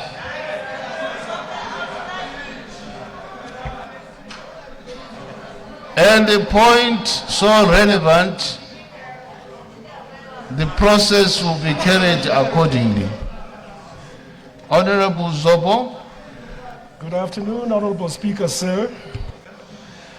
In response to the Minister's second reading speech, I rise to present the report of the Joint Committee led by the Portfolio Committee of Justice, Legal and Parliamentary Affairs. Honorable Speaker, sir, the Constitution of Zimbabwe Amendment Bill number 3 was officially published in the Government Gazette on 16th February 2026. Accordingly, Parliament invited the members of the public to express their views on the proposed bill in public meetings and through written admissions in accordance with Section 328, Paragraph 4 of the Constitution.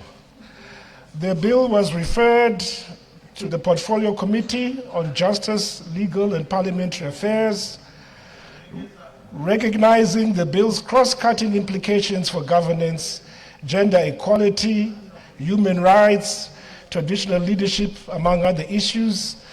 Parliament constituted a joint committee in order to ensure a comprehensive review of the bill. The joint committee comprised the Portfolio Committee on Women's Affairs, Community and Small and Medium Enterprises Development, Defense, Home Affairs, Security Services and War Veterans Affairs, Local Government, Public Works and National Housing, and Youth Empowerment, Development and Vocational Training, as well as the Thematic Committee on Human Rights, Peace and Security, and Gender and Development. In fulfillment of Section 141 of the Constitution of Zimbabwe, which mandates Parliament to facilitate public involvement in its legislative process, the Joint Committee embarked on a nationwide public consultations. These consultations were designed to ensure that the legislative process is informed by the lived experiences, aspirations, and democratic concerns of the Zimbabwean citizenry. Objectives.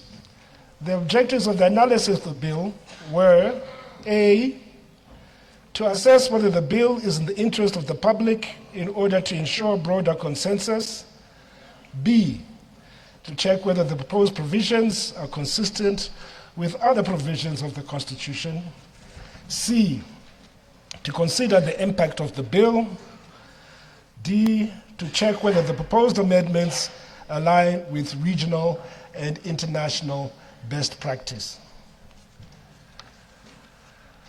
Methodology. To ensure a vigorous and inclusive cumulative process, the following methodology was employed. After the gazetting of the bill, Parliament immediately began receiving written submissions made directly to Parliament and through emails from the public until the 18th of May, 2026.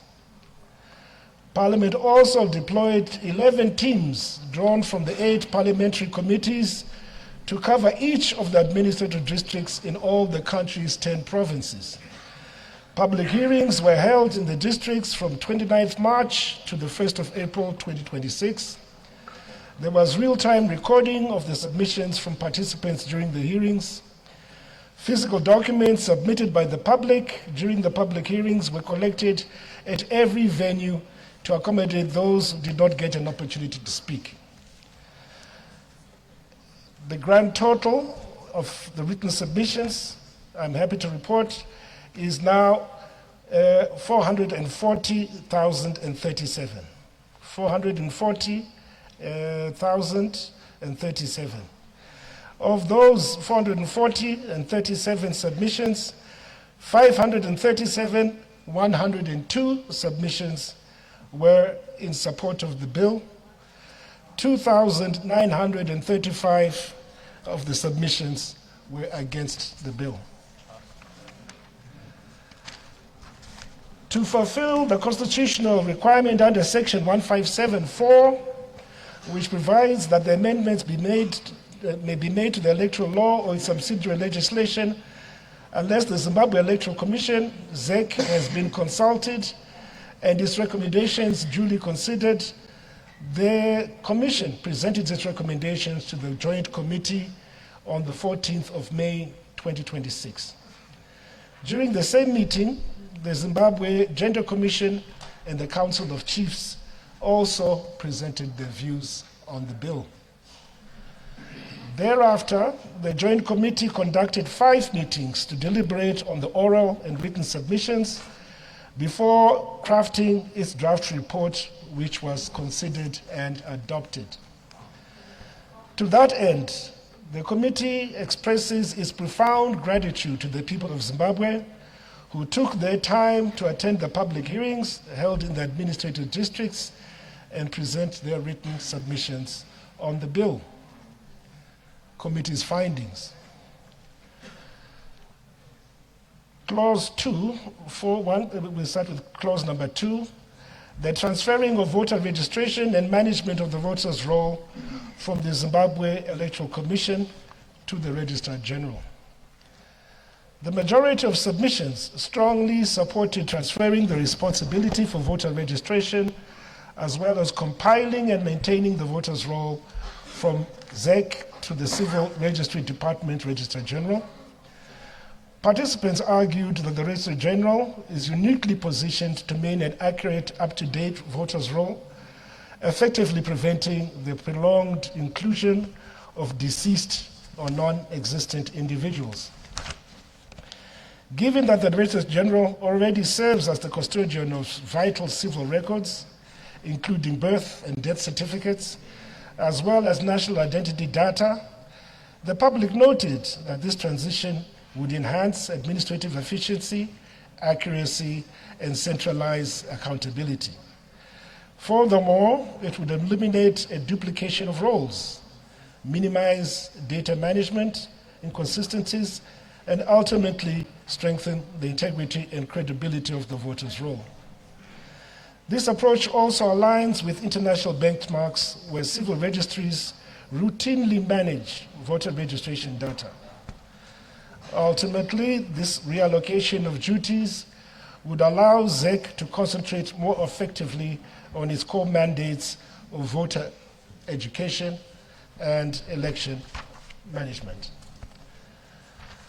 The minority view opposed transferring the voters' roll to the Registrar General, recalling that management of the roll had previously been stripped from that office due to some serious concerns over credibility and manipulation.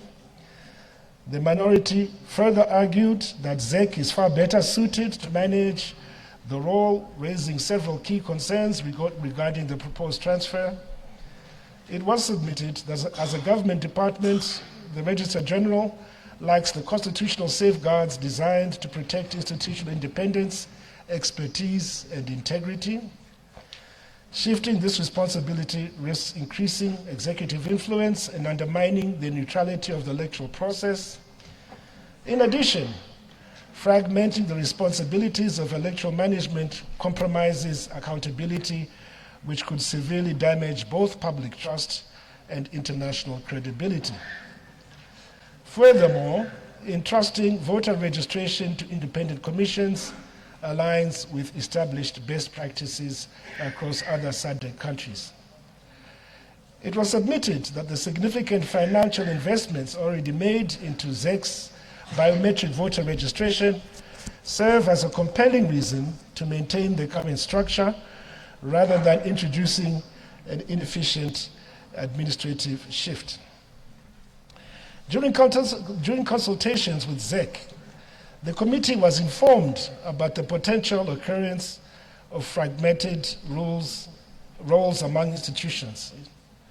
It further underscored the need for clear legislative timelines spelling out when the voters' roll will be availed to the electoral body. ZEC had migrated from the ward-based to the polling station-based voting, as well as biometric registration of voters, and hoped that these milestones would be maintained if this function was transferred to the Registrar General. In its humble submission, it had recommended that the status quo should be maintained. The committee's observations. The committee noted that leveraging on vital civil service records provides a distinct technical advantage in maintaining an accurate voters' roll, while simultaneously acknowledging legitimate concerns surrounding the need for institutional independence for the electoral body. Furthermore, the committee observed the significant investments already made by ZEC, particularly the acquisition of biometric equipment for effective voter registration, and also the poll-based voting system, which was introduced in 2018. Committee's recommendations. The committee recommends the adoption of Clause 2 to decisively address historical challenges where deceased individuals have remained on the voters' roll. We're turning now to clause number 3, the changing the election of the president from a direct public vote to election by parliament. The majority of submissions strongly favored this amendment, arguing that the proposed model would foster greater collaboration and mutual confidence between the executive and the parliament, ultimately enhancing governance and policy alignment. They emphasized that electing the president through parliament would substantially reduce the immense financial cost of organizing nationwide presidential elections.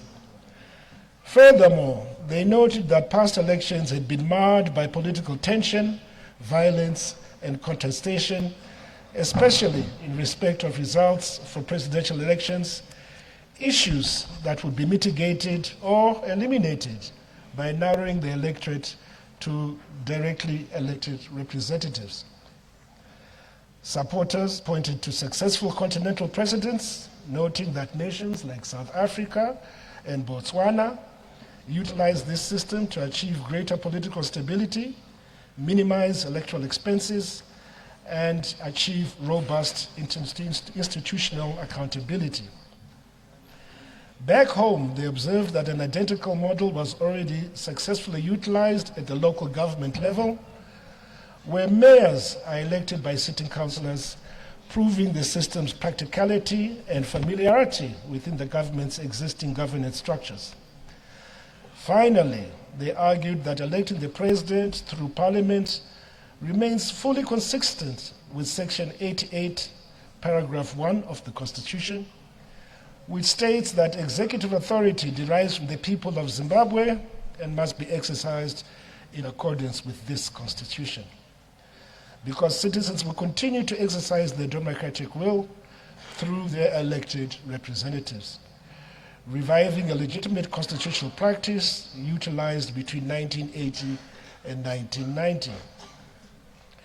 Given that Parliament, in terms of Section 97 of the Constitution, has a role to impeach the President, they indicated that it was consistent for it to elect the President.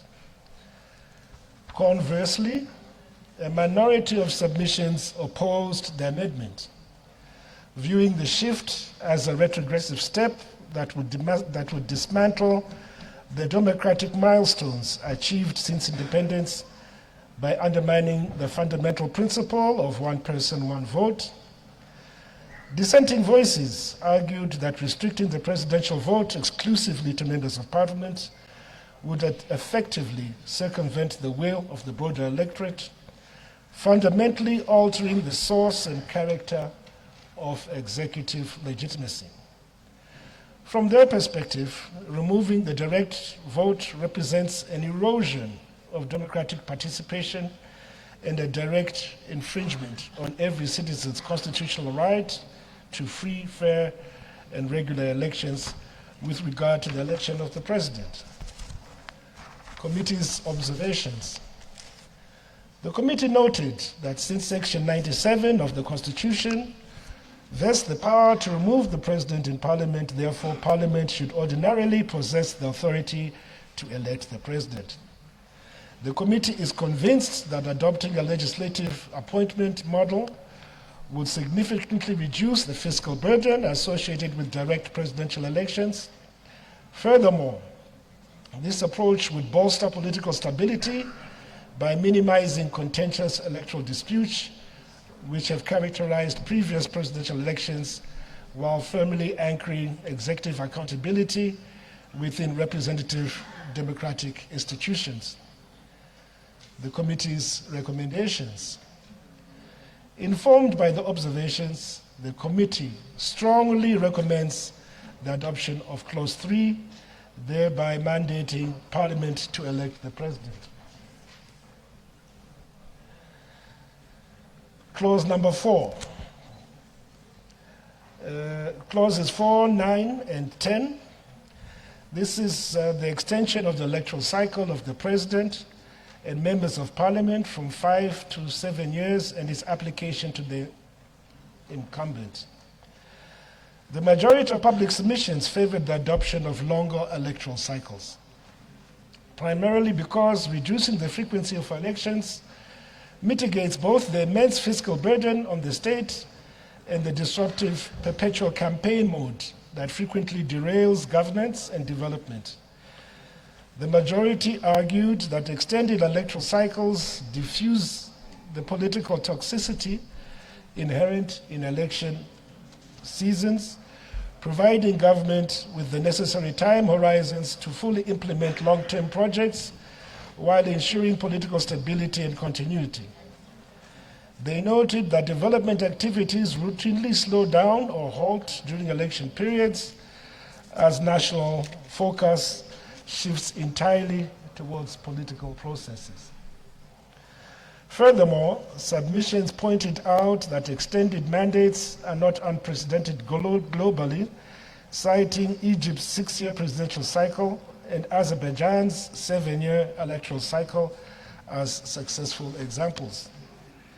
Conversely, the minority submissions contended that in a democratic society, leaders must remain directly elected by the populace, arguing that structural constitutional changes of this magnitude should be subjected to a national referendum to guarantee broad public participation and democratic legitimacy.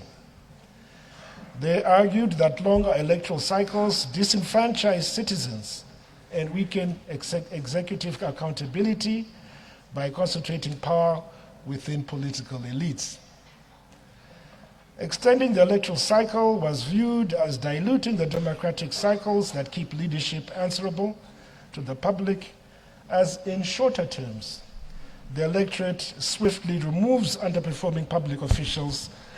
The minority also viewed the proposed amendment as a direct violation of Section 328, Paragraph 7 of the Constitution, which explicitly prohibits any amendment extending a term of office from benefiting the incumbent holder of that office. Committee's observations. The committee observed that major developmental projects, particularly those yielding the most profound socio-economic impacts on the populace, inherently require extended timelines to reach full implementation and completion. Members further noted that global jurisdictions utilizing longer electoral mandates consistently exhibit greater political stability and achieve more meaningful, sustained progress in their national development agendas. While the committee holds the view that a long-term an 8 or even 10-year term would be ideal to maximize these development benefits, a balanced compromise is necessary to align with public feedback and institutional realities. The committee's recommendations. Consequently, the committee recommends the adoptions of clauses 4, 9, and 10, thereby extending the electoral cycle for the President and Parliament to 7 years.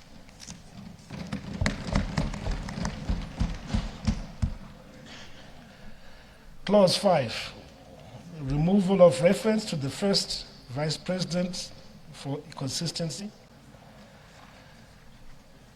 Public submissions were entirely unanimous in their support of the proposal to eliminate hierarchical distinctions between the Vice Presidents. The public observed that utilizing the uniform designation of Vice President without hierarchical stratification promotes a sense of equality within the Presidium. This structural alignment is anticipated to foster greater political unity and enhance the principles of collective leadership at the highest level of executive government. Committee's recommendations. The committee concurs with submissions and recommends that this clause should be adopted as presented. Clause number 6. Provision for Vice President to be elected by Parliament in the event of a vacancy, removing automatic succession. The public submissions were once again unanimous, including that the proposed amendment represents a practical cost-saving measure. Stakeholders emphasized that this mechanism effectively averts the prohibitive financial expenses associated with staging mid-term presidential elections, while simultaneously safeguarding national stability by immediately closing any government or succession vacuum that otherwise might arise. Committee's recommendations. This committee concurs with the public's views and recommends that this clause should be adopted as presented. Clause number 7. raising the qualifications for appointment as Attorney General to those required of a Supreme Court judge. The committee received a diverse range of submissions regarding the proposed amendment, with the clear majority expressing strong support for the measure. The majority argued that aligning the qualifications of the Attorney General with those of a Supreme Court judge provides a vital safeguard for the office. They emphasized that such stringent criteria would guarantee that the appointee possesses the highest caliber of legal expertise, professional competence, and personal integrity. Consequently, this elevated standard is expected to significantly improve the quality of legal counsel provided to the government and substantially strengthen the state's capacity to handle complex constitutional and legislative affairs. On the contrary, the minority view raised concerns that the amendment could overly restrict the recruitment process. Committee's recommendations. Having carefully weighed both perspectives, the committee stands in alignment with the majority submissions. It recognizes that the long-term benefits of securing top-tier legal and constitutional stewardship for the nation outweigh the risks of a more restrictive selection pool. Accordingly, the committee recommends this clause for adoption without amendment. Clause 4.8, can you hear me? Clause 8, increase in the membership of Senate from 80 to 90 by including 10 presidential appointees. The proposed increase in Senate membership garnered a strong majority of support from public submissions. The majority argued that expanding the chamber would inject vital specialized knowledge and diverse professional expertise into the legislative process. Furthermore, the public noted that a larger membership would broaden the pool of qualified individuals available for ministerial appointments. They also view the additional 10 members as necessary to bridge political and social divides by incorporating non-partisan objectives into governance. The amendment is therefore expected to elevate the quality of decision-making and foster greater national cohesion. In contrast, the minority submissions expressed reservations, cautioning that increasing membership could undermine the Senate's independence and compromise its crucial role in holding the executive accountable. Dissenting voices warned that the shift might weaken the chamber's representative character and create a public perception of excessive executive influence over the legislative branch. Additionally, they argued that the amendment could result in a Senate composition disproportionate to the outcomes of the popular voting process, thereby eroding its democratic legitimacy. Committee's recommendations. After thorough consideration of both the public enthusiasm for enhanced expertise and the expressed concerns regarding institutional balance, the committee finds that the potential benefits to governance and national unity were compelling. Consequently, the committee recommends this clause for adoption. We now turn to clauses 11, 12, and 13. That is the establishment of the Delimitation Commission, transfer of delimitation functions from ZEC to the new constitution. The majority of submissions strongly favored the establishment of a separate delimitation commission, arguing it would significantly alleviate the heavy workload currently borne by ZEC. The majority believed that a dedicated entity would foster greater fairness, transparency, and accessibility throughout the electoral process. Furthermore, they emphasized that such an institutional split would cultivate technical specialization in the complex task of drawing constituency boundaries, thereby directly addressing historical shortcomings in ZEC's handling of previous delimitation exercises. On the other hand, the minority raised concerns regarding institutional independence and public trust. They cautioned that transferring the delimitation mandate away from ZEC might weaken the primary electoral management body and spark fears of political meddling in electoral affairs. Committee's observations. The committee observed that past delimitation exercises managed by ZEC did encounter notable challenges, which underscores the merit of a specialized body. However, the committee highlights the absolute necessity for meticulous coordination between ZEC and the newly proposed commission to guarantee a seamless transfer of roles and operational data. Furthermore, in alignment with the direct transmission from ZEC itself, the committee agrees that the new body's title should omit the word electoral. This linguistic distinction is crucial to clearly separate its specific boundary drawing mandate from ZEC's broader overarching electoral responsibilities. The committee's recommendations. Having carefully balanced the need for technical specialization against the imperative of safeguarding institutional independence, the committee recommends the adoption of clauses 11, 12, and 13 to establish a dedicated boundary drawing authority. To ensure absolute clarity regarding its mandate, the committee further recommends that this new entity be formally named the Zimbabwe Delimitation Commission. Clause 14, jurisdiction of the Constitutional Court. The majority of submissions strongly supported extending the court's jurisdiction beyond strictly political disputes to encompass matters of significant public importance. They argued that this expansion would greatly broaden access to justice and ensure that pressing national issues receive timely, definitive resolutions.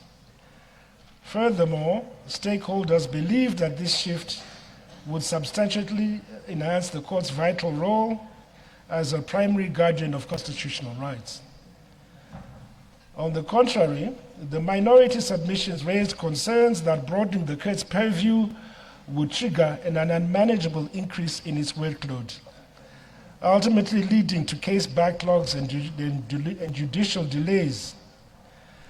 Some also expressed concern that this shift might inadvertently deprioritize specialized knowledge, incentivizing the selection of judges with general legal expertise over those with deep specializations in constitutional law and human rights. The committee's observations. The committee observed that apprehensions regarding a crippling workload, systemic backlogs, and severe delays are unfounded and unsupported by empirical data. While an expanded jurisdiction will undeniably increase the volume of cases brought before the court, the committee notes that this does not automatically translate into judicial delays. Rather, the restructuring will effectively increase the number of available judicial levels, optimizing the allocation of legal resources and maintaining efficiency. The committee observed that there would be problems to do with the jurisdiction of the Supreme and Constitutional Courts, which may eventually need to compete in terms of which matters can be finalized by which court. There will also be a problem to do with the hierarchy of the two courts, making it difficult to determine which courts holds final authority. If the Constitutional and Supreme Court interpret laws differently, lower courts are left confused about which legal precedents binds them. Committee's recommendations. The committee recommends for the adoption of the clause with an amendment to clarify the hierarchy of the two courts. Clause 15, amendment of Section 180, appointment of judges. The majority of submissions supported the proposed amendment to vest the appointment of judges in the President to be exercised in consultation with the Judicial Service Commission. They expressed the view that this mechanism would strengthen judicial independence and streamline the selection process by eliminating perceived inefficiencies associated with current procedures. In contrast, the minority submissions argued that public interviews remain an indispensable safeguard for ensuring transparency, upholding meritocracy, and maintaining public confidence in the judiciary.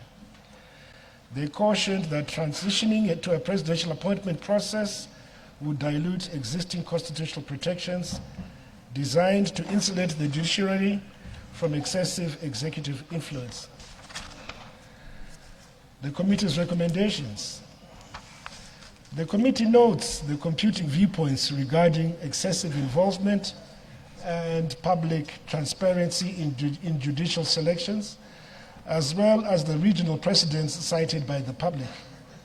However, having balanced the objective of administrative efficiency and executive accountability against these concerns, the committee stands in alignment with the majority view. Accordingly, the committee recommends the clause for adoption. Clause 16, amendment of Section 212, functions of the Defense Forces.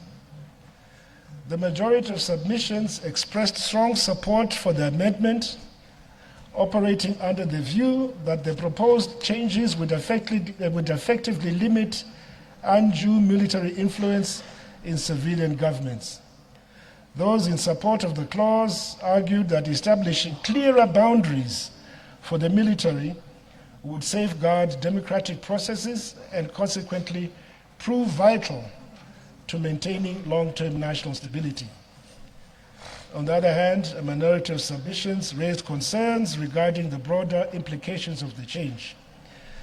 They cautioned that the amendment could inadvertently and materially weaken the constitutional fidelity obligation of the Defense Forces. Committee's recommendations. The committee acknowledges the crucial importance of balancing civil-military relations and preserving the constitutional integrity of the armed forces. However, recognizing that fortifying democratic governance and securing state stability were paramount public interests, the committee stands in agreement with the majority. Accordingly, the committee recommends the clause for adoption. Amendment of Section 239, that's clause number 17, functions of the Zimbabwe Electoral Commission. Members of the public were unanimous in their support for repealing these specific functions and from ZEC and reassigning them to the Registrar General. Contributors consistently expressed the view that this institutional realignment would significantly improve administrative efficiency and reduce institutional overload. By divesting ZEC of these secondary duties, the amendment would allow the Commission to focus its resources and attention entirely on its core mandate of conducting and supervising national elections. During consultations with ZEC, the committee was informed by the electoral body that Clause 17 had repealed its function to accredit observers, but the accreditation of observers was not assigned to any other agency or body. Committee's observations. The committee re-emphasized that the successful execution of this structural shift depends on close, continuous, and effective collaboration between ZEC and the newly proposed Zimbabwe Delimitation Commission and the Registrar General to ensure a seamless transfer of relevant duties, operational data, and responsibility. Furthermore, the committee highlights that comprehensive staff training will be absolutely essential to guarantee that personnel were fully equipped to perform effectively in their newly defined roles. The committee's recommendations. The committee recommends this clause for adoption with an amendment for ZEC to retain the function for the accreditation of observers. Clauses 18 and 19, that is, the repeal of the Zimbabwe Gender Commission and amendment of Section 243. The majority of submissions supported the proposed repeal of the provisions establishing the Zimbabwe Gender Commission and the subsequent transfer of its responsibilities to a specialized department under the Zimbabwean Human Rights Commission. The submission supporting the repeal of this provision argued that this consolidation would eliminate the duplication of institutional mandates, optimize resource utilization, and foster a more integrated, holistic approach to the protection of human rights within the country. The minority, which included submissions from officials of the Zimbabwe Gender Commission itself, strongly cautioned against the merger. They argued that absorbing gender portfolios into a broader human rights framework risks inducing gender blindness, where the specific needs of women and girls were overshadowed by general human rights concerns. They warned that the dissolution of a standalone entity would weaken dedicated oversight and reduce focused attention on systematic gender inequalities, gender-based discrimination, and gender-responsive governance. The Zimbabwe Gender Commission contended that the fiscal benefits of a merger would be negligible, as it has historically operated on just 0.02 to 0.04 of the national budget. Furthermore, the minority stressed that dismantling the commission could reverse historic gains and cause significant reputational damage, portraying Zimbabwe as backsliding on its commitments to gender equality. They noted that the standalone Gender Commission directly fulfills the nation's international obligations under the 1994 Beijing Declaration and Platform for Action, as well as the Convention on the Elimination of All Forms of Discrimination. Honorable members, can you lower your whispers? Can you lower your whispers? Thank you. Thank you, Honorable Mr. Speaker. Their submissions emphasize that a dedicated commission remains best placed to demand accountability and track commitments across all government ministries, departments, and agencies. Committee's observations. The committee acknowledges that the majority of the submissions were in support of the clause regarding the need to repeal the provision and incorporate the Zimbabwe Gender Commission into the Zimbabwean Human Rights Commission. There were, however, concerns by some stakeholders, especially women's organizations, that gender issues still require a specialized standalone institution in line with the requirements under CEDAW and to ensure continued gender mainstreaming in the country. Committee's recommendations. The committee recommends that the Zimbabwe Gender Commission should remain in place and the clause should not be adopted.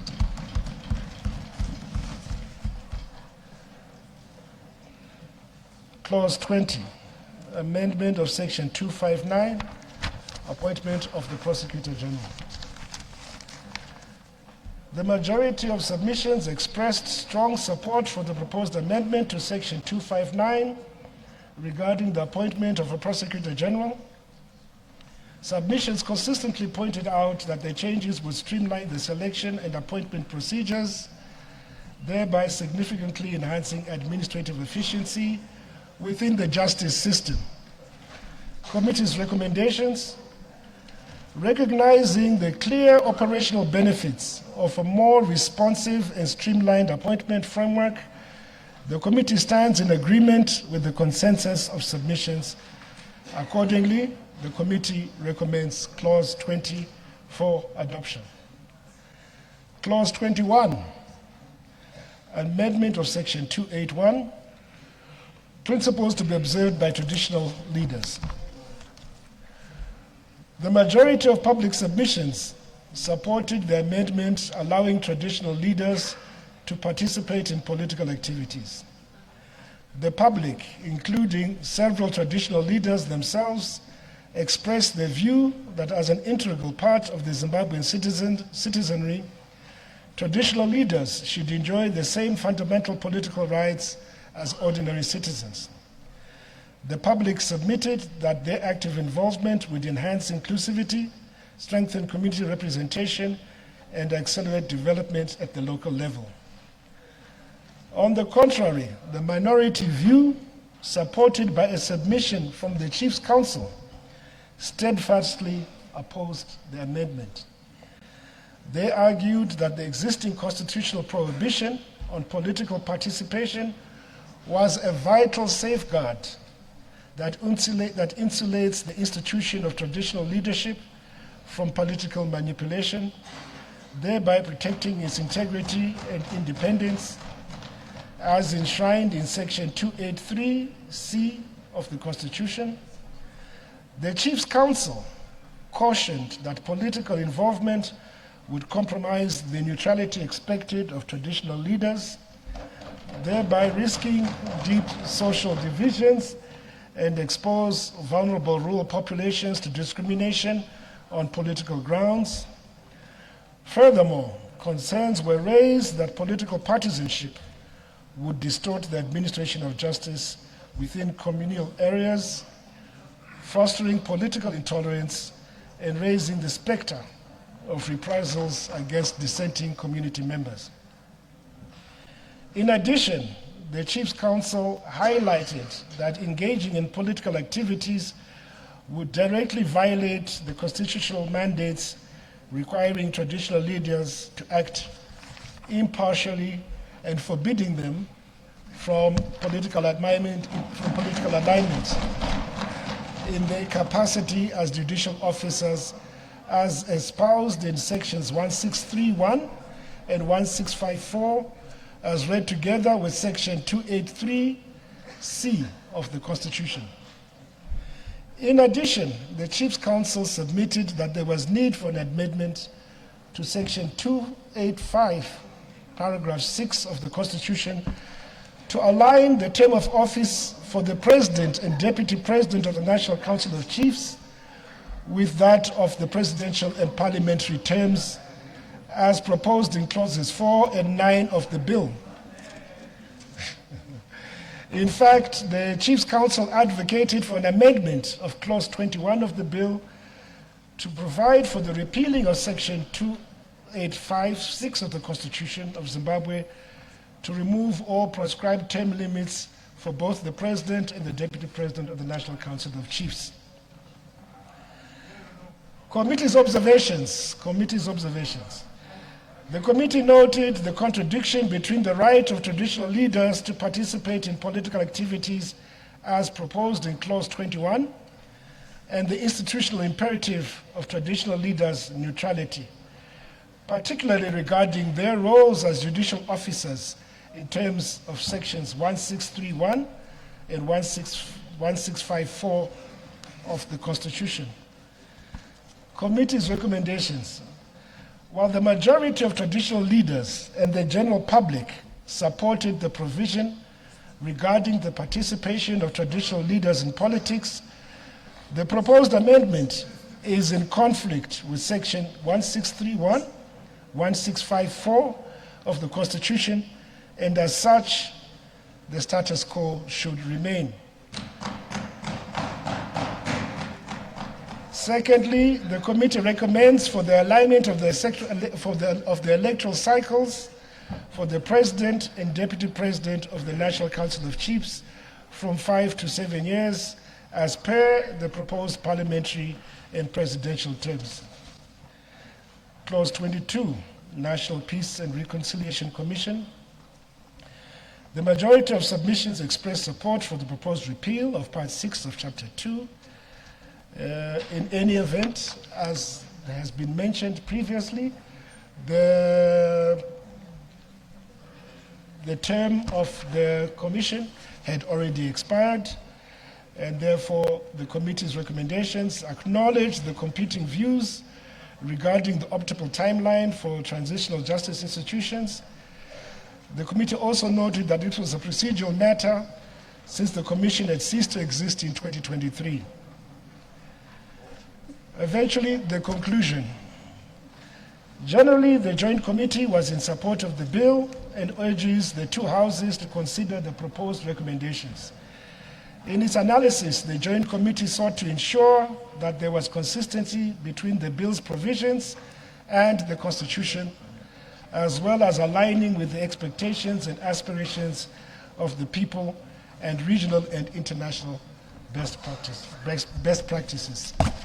I thank you, Mr. Speaker.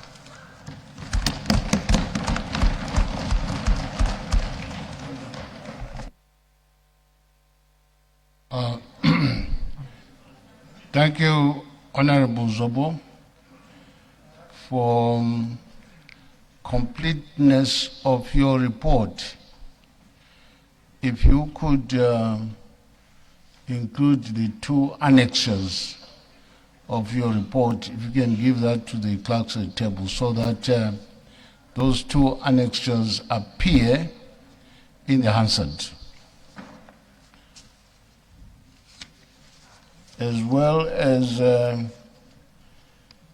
tables, fact 1, 2, 3, 4, and table 5. Honorable Minister. Thank you, Mr. Speaker. Mr. Speaker, I move that debate to now adjourn.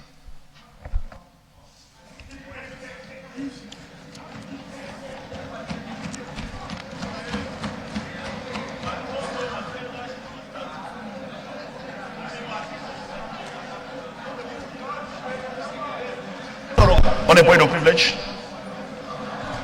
On a point of privilege, Mr. Speaker. Order.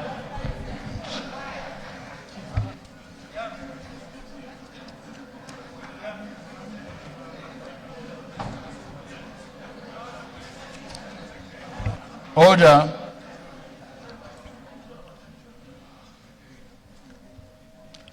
I think it is in order that you need time to digest the presentation by the Honorable Minister and the Chairman of the Justice and Legal Committee.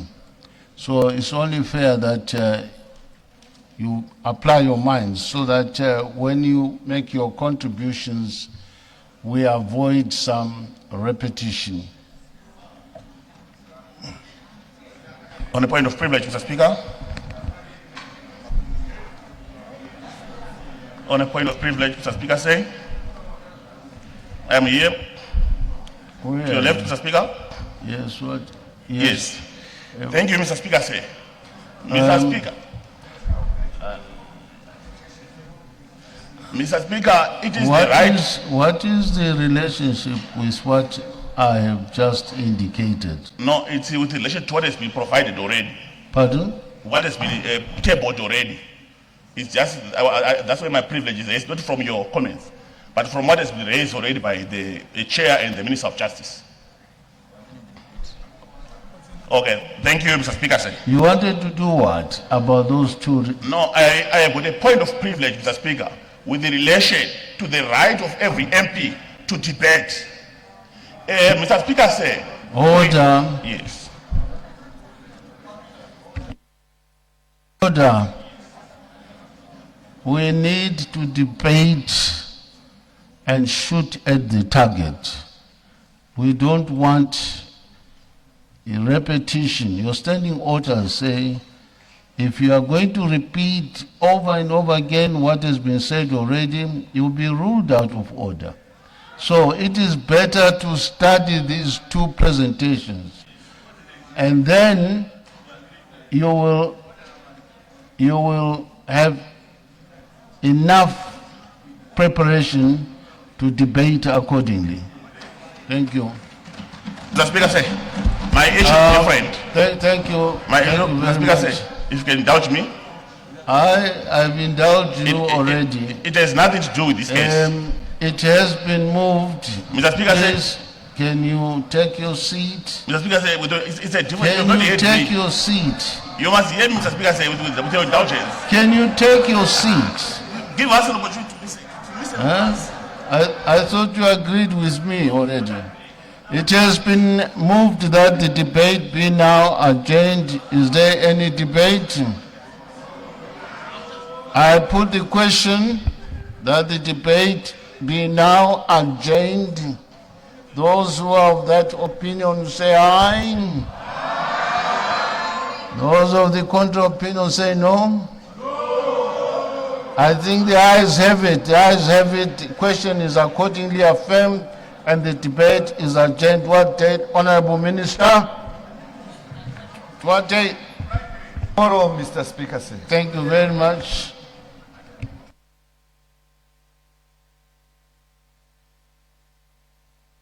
Speaker, I move that the House do now adjourn.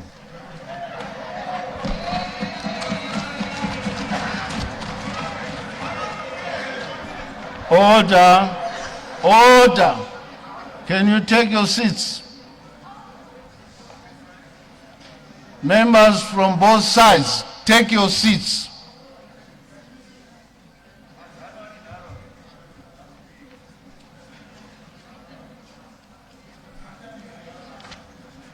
Take your seats.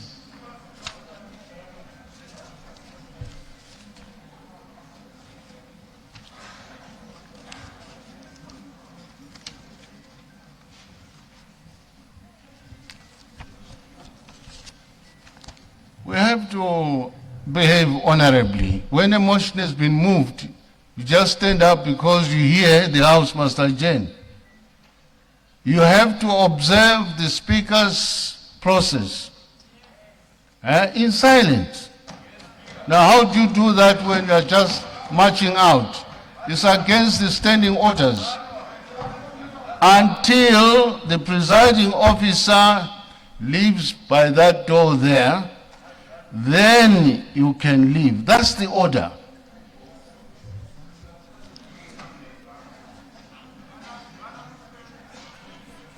It has been moved that the House do now adjourn. Is there any debate? I put the question that the House do now adjourn. Those of that opinion who say aye. Those of the contrary opinion say no. I think the ayes have it, the ayes have it.